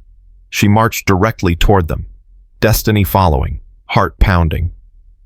Angela Morrison, Miss Clara said firmly. Trey's mother turned. What do you want? I want you to control your son. I want you to teach him that terrorizing little girls is wrong. I want you to be a mother. Don't tell me how to parent. Someone needs to. Your boy is out of control. My boy is fine. It's your granddaughter who keeps causing problems. My granddaughter is 8 years old and terrified to leave her house because your son and his cousin won't leave her alone. Other shoppers were stopping, watching, some recording on their phones. Angela's face flushed. We have a restraining order. We're obeying it. That should be enough. It's not enough when your nephew stands outside our house every night watching us, when your son shows up everywhere we go, when we can't live our lives because you've raised a bully. How dare you? How dare I? How dare you? You know what your son is doing. You know, and you're not stopping him. He's 10 years old. Then act like it. Protect him by teaching him right from wrong before he ends up in jail. Angela grabbed Trey's hand. We're done here. She tried to walk past. Miss Clara didn't move. If anything happens to my granddaughter, I'm holding you personally responsible. Is that a threat? It's a promise. Angela pushed past them. Trey looked back one more time. No smile now, just cold calculation. In the car, Destiny's voice was small. Grandma, that was scary. I know, baby, but I'm tired of being quiet, tired of being polite, tired of letting them think we're easy targets. What if she tells the police you threatened her? Let her. I'm not afraid anymore. Fear doesn't keep us safe. Standing up might. That night, the motion sensor went off at midnight. Miss Clara checked the camera, expected to see Marcus or Trey at the property line. Instead, she saw 5 people. Trey, Marcus, Angela Morrison, Marcus's mother, and someone else. Older man, maybe Marcus's father or uncle. All of them standing exactly 500 feet away, all of them staring at the house. A family of harassers, united, showing their numbers. Miss Clara called 911, called Officer Davis, called Detective Morrison. By the time anyone arrived, the family was gone. But they'd made their point. You're alone. We're many. You can't win. Wednesday morning, Miss Clara called Shanice. It's not working. The church volunteers, the security system, the confrontations. Nothing's working. They're not stopping. So what do? I think I have to send Destiny to you, permanently, until this is resolved. And you, I'll stay. Deal with this, whatever it takes. Clara, you can't fight them alone. I won't be alone. I have the church, and I have something else, something I should have done weeks ago. What? I'm filing a civil suit. Harassment, emotional distress, pain and suffering. I can't put them in jail, but I can take everything they have financially, make them hurt where it counts. That'll take months, maybe years. I know, but Destiny will be safe with you while I fight.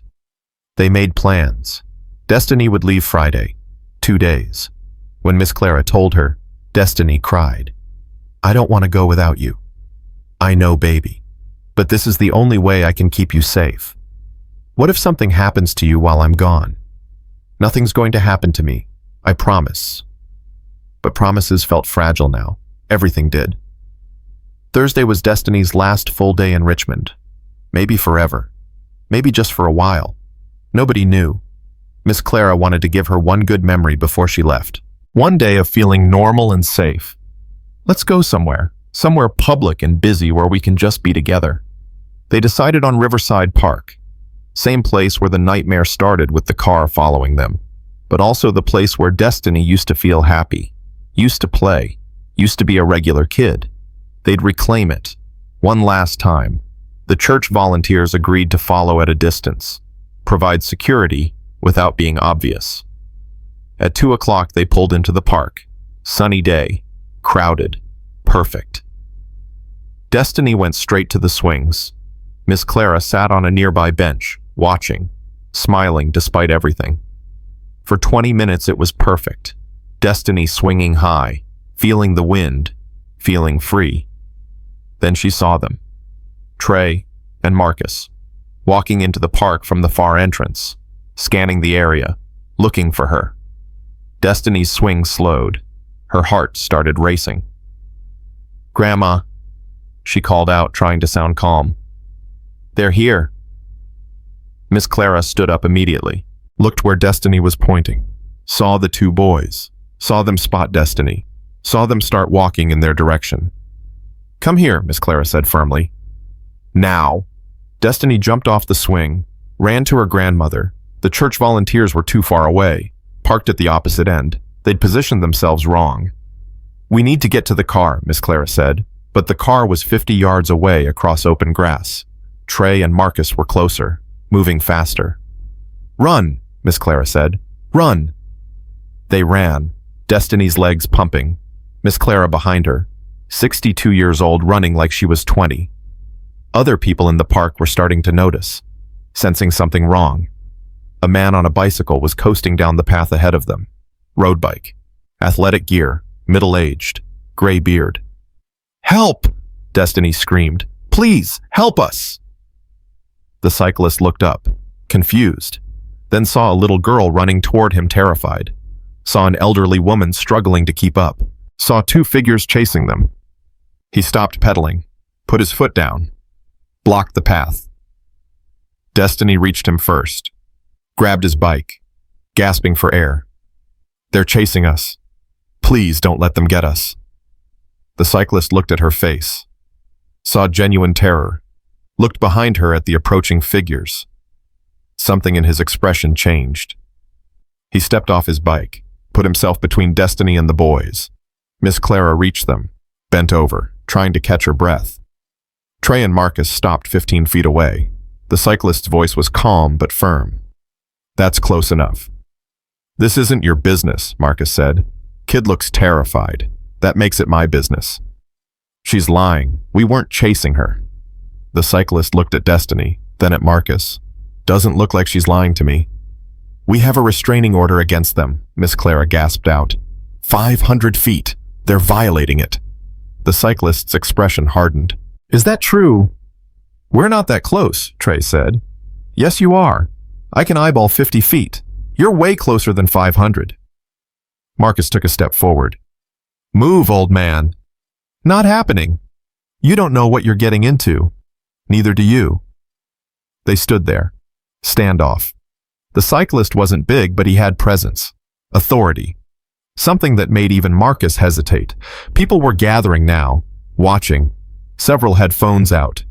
Someone call the police, the cyclist said, without looking away from the boys. Tell them there's a restraining order violation in progress. 3 people pulled out phones simultaneously. Marcus glanced around, saw the crowd, saw the cameras, grabbed Trey's arm. "We're leaving."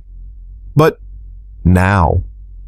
They backed away, slowly, then turned and walked quickly toward the park exit.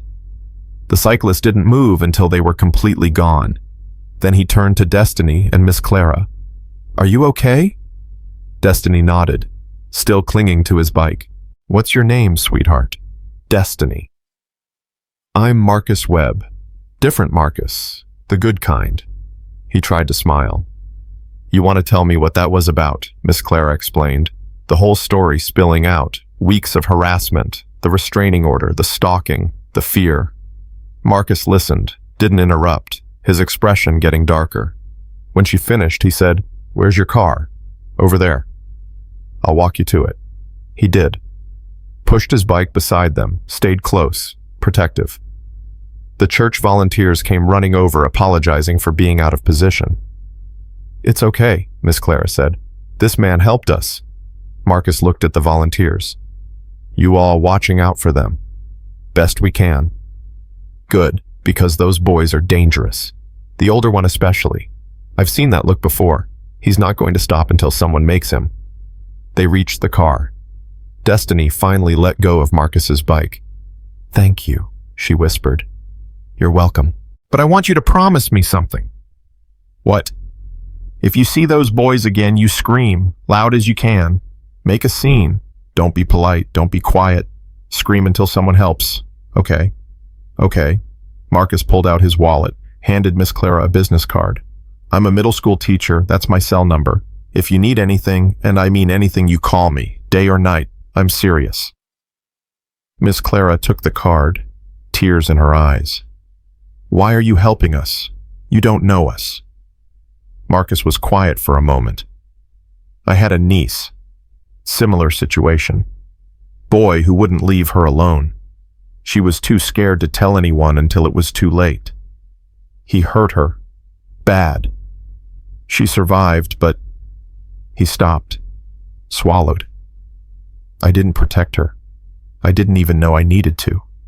But I know now. So yeah, I'm helping you. Because maybe I can't fix what happened to her, but I can make sure it doesn't happen to someone else." They stood there, strangers connected by trauma and hope. Finally, Miss Clara said, "We're leaving tomorrow. Destiny's going to stay with family out of state until this is over." "That's probably smart. But what about you?" "I'm staying." "Fighting." Marcus nodded. "You need help with that fight, you call me. I mean it." They exchanged information, made promises to stay in touch. Then Marcus got back on his bike. "Be safe, Destiny." "You too." They watched him ride away. This stranger who'd become a guardian angel for 15 minutes. That night, packing Destiny's suitcase, Miss Clara was quiet. "You thinking about tomorrow?" Destiny asked. "I'm thinking about that man, Marcus. How he stopped without knowing us. Without knowing if helping would put him in danger. He just stopped. He was nice. He was more than nice. He was what the world should be. People who see someone in trouble and help without hesitation. Grandma." "Yeah, baby. I'm scared to leave you." Miss Clara sat on the bed beside the suitcase, pulled Destiny into her lap like she was 5 instead of 8. "I'm scared to let you go, but I'm more scared of what happens if you stay. You understand that?" "Yes, ma'am." "This isn't forever, just until I fix this. Promise. I promise." They fell asleep together that night, last night in Destiny's bed, last night feeling like home. Friday morning came too fast. Shanice and Amani arrived at 9. They'd driven overnight to pick up Destiny, take her back to North Carolina, to safety. The goodbye was brutal. Miss Clara held Destiny for a long time. "You be good. You listen to Shanice. You study hard. And you call me every single day." "I will. I love you more than anything in this world." "I love you too, Grandma." They loaded Destiny's things in the car. One suitcase, one backpack, one childhood stuffed animal that she was too old for but couldn't leave behind. Destiny got in the back seat with Amani. They held hands. The car pulled away from the curb. Destiny looked back at her grandmother standing on the porch, looking smaller somehow, older, waving. Miss Clara stood there until the car disappeared around the corner. Then she went inside, called Detective Morrison. "I'm filing that civil suit, today. I want you to recommend a lawyer who specializes in harassment cases." "Mrs. Washington, are you sure this could take years and cost?" "I don't care what it costs. I don't care how long it takes. Those boys took my granddaughter from me, made her so afraid she had to leave her home. Someone's paying for that. If the criminal system won't make them pay, the civil system will." "All right, I'll send you some names." Then she called Deacon Williams. "I need your help. That group you mentioned. The men who handle things when the law fails. You ready for that?" "I'm ready for whatever it takes." "Okay, I'll make the calls." Miss Clara hung up, sat in her empty house. Destiny's room down the hall, quiet and wrong. She thought about Marcus Webb, the cyclist who stopped. Thought about how one person's decision to help had changed everything. And she decided something. She wasn't waiting anymore, wasn't reacting, wasn't being afraid. She was going on offense.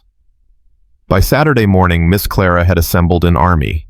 Not literally, but 5 Vietnam veterans, 3 retired police officers, and 4 men from the construction union had volunteered their time. Deacon Williams coordinated everything from his kitchen table like a general planning a campaign. "We're not doing anything illegal," he told the group. "We're just making sure Mrs. Washington feels safe in her own home. We're witnesses. We're documentation. We're presence." "And if the boys show up?" one of the vets asked. "We film everything. We call police. We don't engage physically unless someone's life is in danger." Miss Clara stood at the edge of the room listening. These men didn't know her well, didn't owe her anything, but they'd shown up anyway because that's what good people do. "Thank you," she said quietly. "All of you. I don't know how to repay this." "You don't repay it," Deacon Williams said. "You pass it on. When someone else needs help, you remember this moment and you show up for them." That night, 3 men took positions around Miss Clara's property, visible, armed with cameras and cell phones, radios to communicate. The motion sensor went off at 11:45. Marcus Hayes appeared at the property line, alone this time, stood there like always, watching. But this time he wasn't alone. 3 men stepped out of the shadows, didn't approach him, didn't speak, just stood there with cameras pointed directly at him, recording everything. Marcus looked at them, then at the house, then back at the men. For the first time, uncertainty crossed his face. He stood there for another minute, then left. Didn't come back that night, or the next, or the next. Sunday morning, Miss Clara went to church for the first time in 2 weeks. Walked in with her head high, sat in her regular pew. During prayer requests, she stood up. "I want to thank this congregation for protecting my granddaughter and me, for showing up when we needed you, for being the hands and feet of God when the law couldn't help us." The church erupted in amens and applause. After service, people hugged her, promised to keep praying, keep watching, keep fighting alongside her. That afternoon, Detective Morrison called. "Mrs. Washington, I have news. Marcus Hayes violated his house arrest 3 times last week. His ankle monitor recorded him leaving his residence after curfew. We have him on camera at your street twice and near the park once." Miss Clara's heart jumped. "So you can arrest him?" "We already did, this morning. He's being held in juvenile detention pending his hearing for the intimidation charges. And with these new violations, the DA is pushing to try him as an adult." "What about Trey?" "His mother enrolled him in counseling, weekly sessions, court mandated. If he completes the program and stays away from you and Destiny, he might avoid detention. If he violates the restraining order again, he goes straight to juvenile hall. So it's over. For now. But Mrs. Washington, I need you to understand something. Marcus will eventually get out. Maybe in 6 months, maybe a year. And when he does, this might start again. Then I'll fight again. I believe you will." That night, Miss Clara called Destiny in North Carolina. "Baby, I have good news." "What is it?" "Marcus is in jail. Trey's in counseling. The church is watching the house. You're safe now. Silence. Then Destiny's small voice. Can I come home? Not yet. Let's give it a few more weeks. Make sure it sticks. But soon, I promise. I miss you, Grandma. I miss you too, baby girl. More than you know. They talked for an hour about North Carolina, about Destiny's new school, about how Amani was doing. Everything except when she could come back, because neither of them knew for sure. Monday morning, Miss Clara met with a lawyer. Civil harassment suit. She brought everything. Photos, police reports, medical records showing Destiny's stress-related symptoms, documentation of therapy costs. The lawyer reviewed it all, looked up at her with sympathetic eyes. You have a strong case, but I need to be honest with you. This will take time. Years possibly. And the Morrisons and Hayes family don't have significant assets. Even if you win, collecting damages will be difficult. I don't care about the money. I care about the message. That you can't terrorize children without consequences. Then we'll send that message, loud and clear.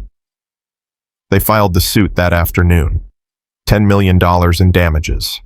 Emotional distress, pain and suffering. Loss of normal childhood activities. The number was intentionally astronomical. Not because they expected to collect it, because they wanted the families to understand the gravity of what they'd done. That night, Miss Clara's phone rang. Unknown number. She almost didn't answer, but something made her pick up. Hello? Mrs. Washington. A woman's voice. Tired. Broken. Who is this? Angela Morrison, Trey's mother. Miss Clara's grip tightened on the phone. What do you want? I want to apologize. Silence. I know it doesn't mean much now, but I need to say it. I'm sorry. For everything Trey did. For not stopping him sooner. For defending him when I should have been correcting him. Why are you calling me now? Because I saw the lawsuit, $10 million, and I realized you're right. My son destroyed that little girl's life, made her so afraid she had to leave her home, and I let it happen. Yes, you did. I've been a terrible mother, working all the time, letting him raise himself, letting his cousin influence him.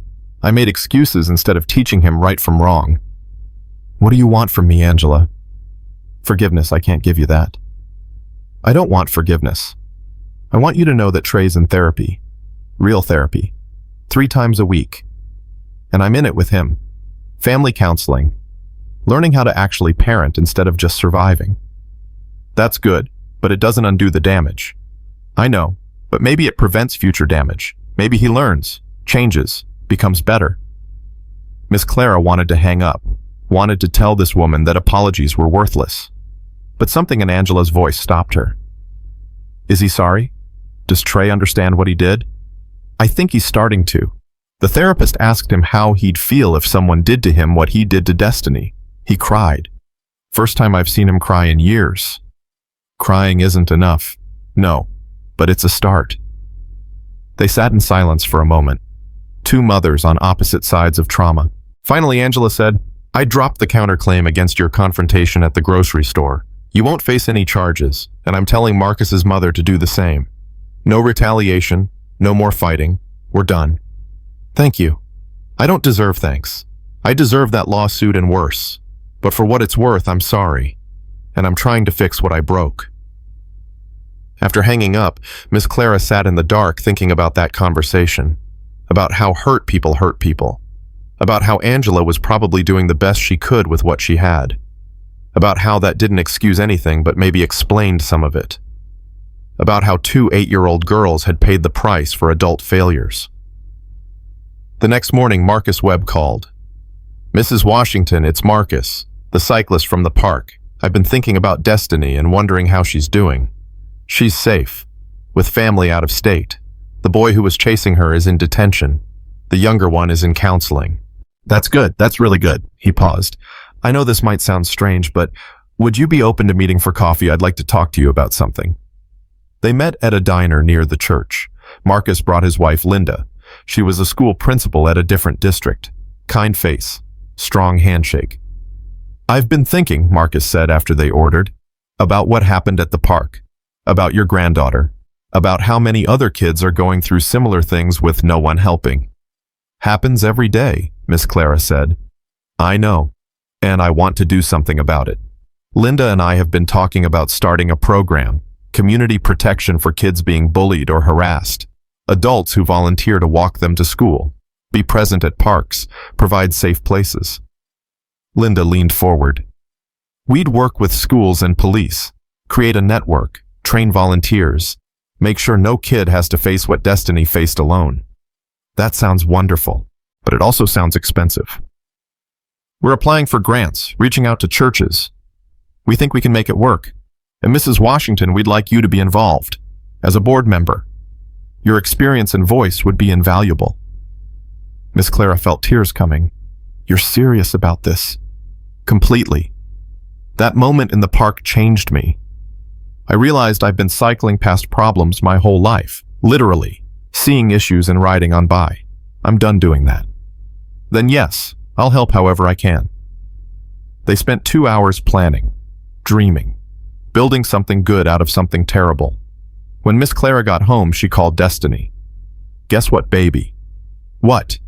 That man from the park, Marcus. He's starting a program to protect kids like you, and I'm helping him. We're going to make sure what happened to you doesn't happen to anyone else. Really? Really? Your pain is going to mean something. It's going to help people. Destiny was quiet. Then, can I help too when I come home? If you want to, but only if you're ready. No pressure. I want to. I want something good to come from all the bad. 3 weeks later, Marcus Hayes's hearing happened. Miss Clara attended. So did Officer Davis. So did Marcus Webb and Linda. The evidence was overwhelming. The ankle monitor violations, the camera footage, the documented harassment pattern.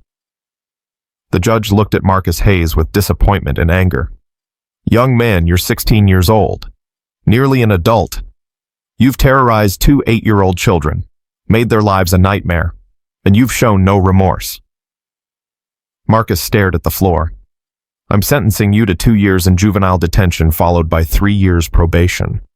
You will complete anger management counseling. You will have no contact with the victims or their families. If you violate any term of this sentence, you will be tried as an adult and face adult consequences. Do you understand? Yes, ma'am, Marcus mumbled. I hope you use this time to reflect on who you want to be, because the person you are right now is headed nowhere good. Walking out of the courthouse, Miss Clara felt something shift. Not quite closure, but movement toward it.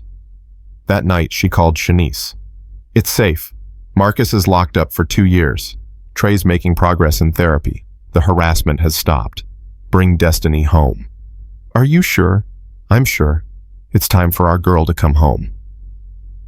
The following Saturday, Shanice and Destiny pulled up to Miss Clara's house. Destiny jumped out of the car before it fully stopped, ran up the porch, into her grandmother's arms. I missed you so much, Miss Clara whispered. I missed you more. They stood there holding each other while Shanice and Imani unloaded the car. That night, all 4 of them had dinner together. Fried chicken, mac and cheese, collard greens, cornbread, Miss Clara's specialty. They laughed, told stories, didn't talk about Trey or Marcus or fear, just existed together, safe, whole, healing. After dinner, Destiny asked if she could go outside. Just to the porch. I want to sit on the swing. You sure? I'm sure. She went out alone, sat on the porch swing, rocked gently, looking at the street that used to terrify her. It looked different now, smaller, less threatening. Miss Clara watched through the window, ready to run out if needed, but Destiny looked calm, present. After 20 minutes, she came back inside. How'd that feel? Miss Clara asked. Good. Scary, but good. Like I'm taking it back. Taking what back? My life, my street, my home. They tried to take it from me, but I'm taking it back. Over the next few months, life slowly normalized. Destiny returned to school. Different school this time. Transfer to a district with better anti-bullying policies. She and Amani were in the same class again. The nightmares decreased, slowly. Some weeks were harder than others, but overall forward progress. She started therapy, a Black woman therapist who specialized in childhood trauma, someone who understood, someone who helped Destiny process everything without judgment.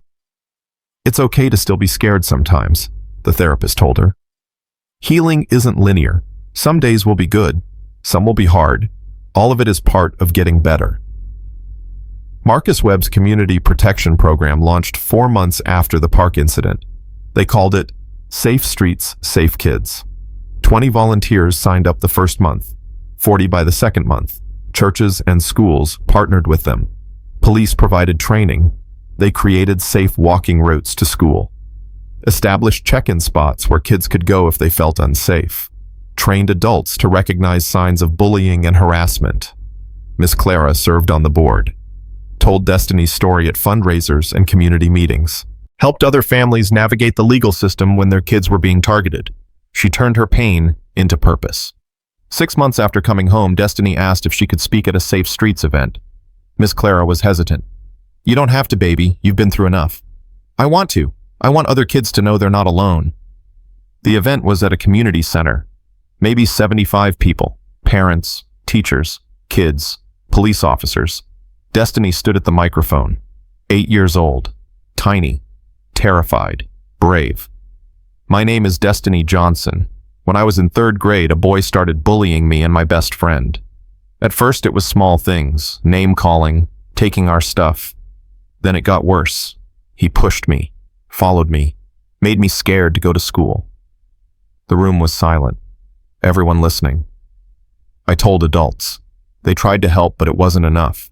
The boy kept coming, he and his older cousin. They wouldn't stop. I had to leave my home, my school, my grandmother, everything. Her voice cracked, but she kept going. But then something changed. A man on a bike stopped when I asked for help. My church protected us. My grandmother fought for me. And slowly, it got better. The bad people went away. I came home. And now I'm here to tell you that if you're being bullied, you're not alone. Tell someone. Keep telling until someone helps. And if you're a grown-up and a kid asks for help, please stop. Please listen. Please believe them. She looked at Miss Clara in the front row. Because one person stopping changed everything for me. The room erupted in applause. People were crying, including Miss Clara, including Marcus Webb. After her speech, kids came up to Destiny, told her their stories, thanked her for being brave. One girl, maybe 10 years old, said, "I'm being bullied at school. I was too scared to tell anyone, but after hearing you, I'm going to tell." That night, lying in bed, Destiny felt something she hadn't felt in months. Pride, not in being a victim, in being a survivor, in taking the worst thing that ever happened to her and using it to help others.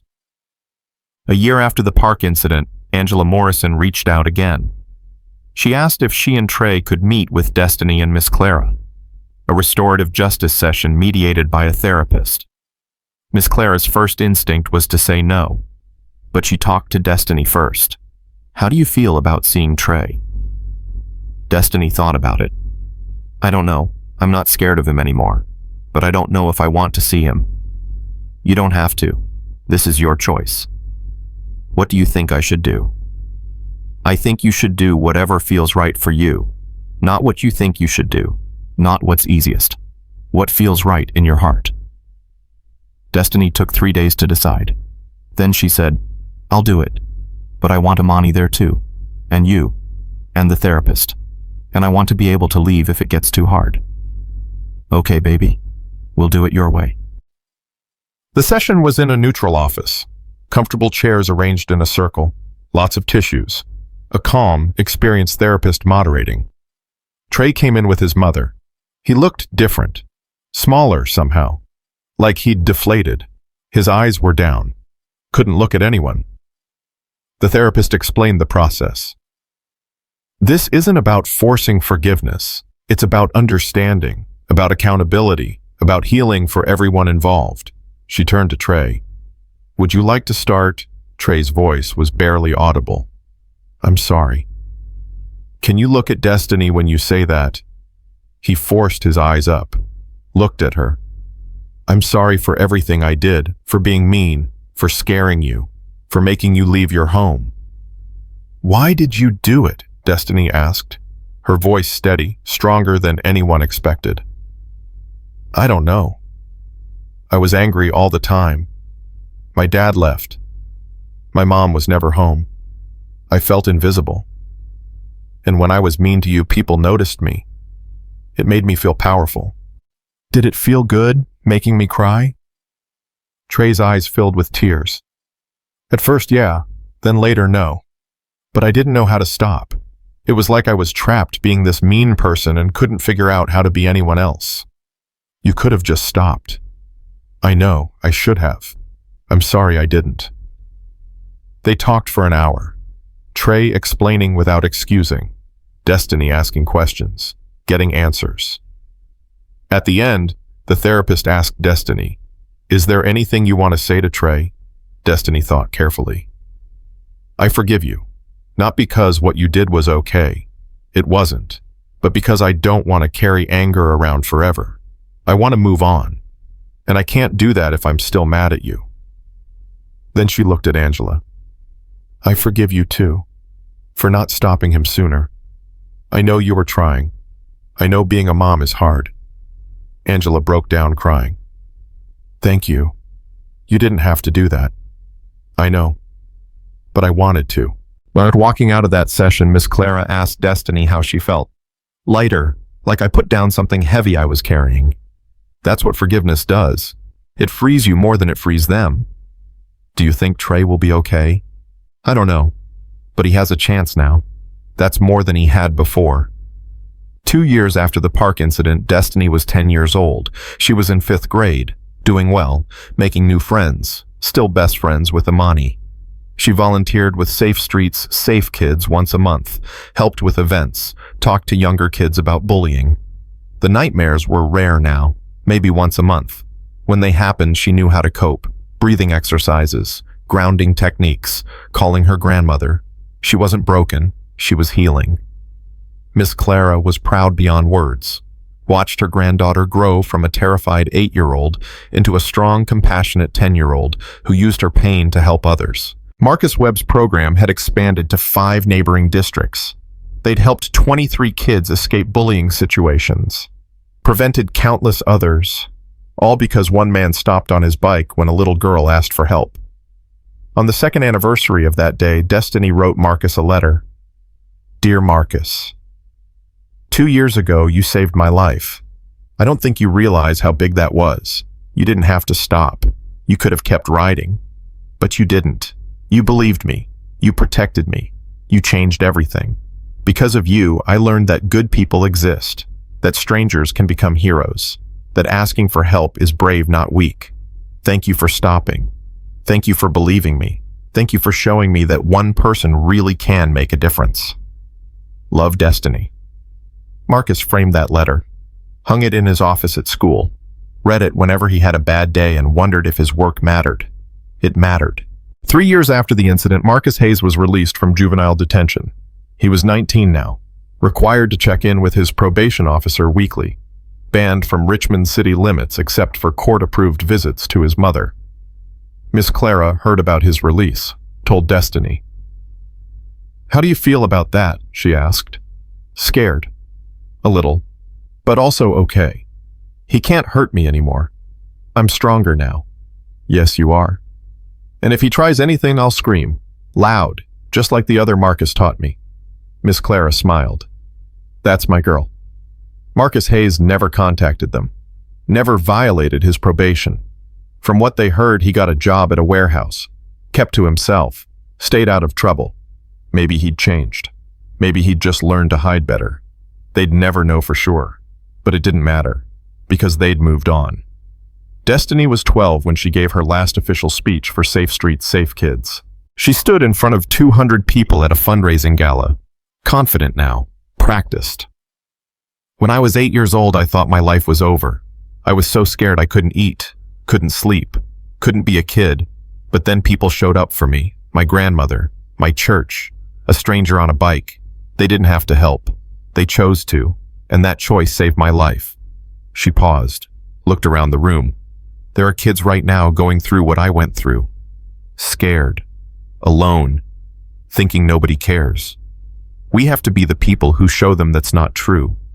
We have to stop. We have to listen. We have to believe them. Because one person stopping can change everything. The room stood, applauded, donated over $50,000 that night. Driving home, Destiny said, "Grandma, I think I'm done now, done telling my story publicly."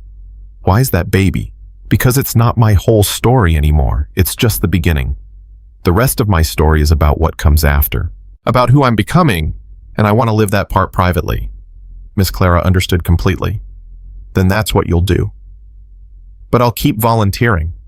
Just behind the scenes. Is that okay?" "More than okay, that's perfect." Years passed. Destiny grew up, went to high school, made honor roll, joined the debate team, dated a nice boy from church who treated her right. The trauma was part of her story, but it didn't define her. She'd survived. More than that, she'd thrived. At 17, applying to colleges, she wrote her essay about resilience, about community, about the power of one person choosing to help. She got into her first choice, full scholarship. The day the acceptance letter came, Miss Clara cried happy tears. "Your mother would be so proud," she said. Destiny's mother had died when she was 3. Cancer. Miss Clara had raised her ever since. "I hope so. Are you proud?" "Baby, I've been proud of you since the day you were born. But watching you take your pain and turn it into purpose, that's the proudest I've ever been." They hugged. Grandmother and granddaughter. Survivors. Fighters. Winners. On her 18th birthday, Destiny got a package in the mail. No return address. She opened it carefully, old instincts kicking in. Inside was a card. "Dear Destiny, you don't know me, but I'm a teacher in Ohio. I heard about your story and started a similar program in my city. We've helped 11 kids so far. I wanted you to know that your courage rippled outward. You helped those kids even though you never met them. Thank you for being brave enough to share your story. You changed the world. A teacher in Ohio." Destiny showed Miss Clara the card. "You see," Miss Clara said, "this is what happens when you turn pain into purpose. It multiplies, it spreads, it heals people you'll never meet. I just wanted to survive. You did more than survive, baby. You showed everyone how." That night, Destiny pulled out an old shoebox from her closet. Inside were mementos from those dark months. The restraining order paperwork, photos of her scraped hands, cards from the church volunteers, and Marcus Webb's business card, the one he'd given her at the park. She held it, remembered that moment, how terrified she'd been, how he'd stopped anyway. She'd seen him occasionally over the years, at Safe Streets events, around town. They'd wave, sometimes talk, but she'd never properly thanked him, not beyond that letter when she was 10. She called the number on the card. It still worked. "Hello," Marcus's voice. Older now, but still kind. "Marcus, this is Destiny Johnson." "Destiny, how are you?" "I'm good, really good. I'm graduating high school next month, going to college in the fall." "That's wonderful. I'm so proud of you." "I called because I wanted to say thank you. I know I said it before, but I'm older now. I understand better what you did for me that day. You didn't just stop a chase. You stopped my whole life from going in a terrible direction. You gave me my future back. So thank you for stopping, for believing me, for caring about a stranger." Marcus was quiet for a moment. When he spoke, his voice was thick with emotion. "Destiny, you don't need to thank me. You saved yourself. You were brave enough to ask for help. That's the hardest part. I just happened to be there. You didn't have to stop. Yes, I did, because that's what decent people do. We stop. We help. We show up. I'm going to keep showing up, for other kids, for the rest of my life. I know you will, and you're going to change so many lives, just like you changed mine. I changed yours. Completely. Before that day, I was going through life half asleep. Since then, I've been fully awake, fully present, fully committed to making the world better. You taught me that. They talked for an hour. About life. About healing. About how one moment can change everything. When they hung up, Destiny felt complete. Her story had a beginning, middle, and now an end. Not an ending where everything was perfect. Real life doesn't work that way. But an ending where she was okay. Where she'd found meaning in suffering. Where she'd helped others avoid her pain. That was enough. More than enough. Graduation day came. Destiny walked across the stage, accepted her diploma, looked into the crowd and found Miss Clara. Her grandmother was standing, clapping, crying, beaming with pride. After the ceremony, they took photos. Destiny in her cap and gown, Miss Clara beside her. "We did it, Grandma." "No, baby, you did it. I just loved you through it." "That's what did it. Your love. You never gave up on me. Never will." That night, Amani came over. They'd both graduated, both going to different colleges in the fall.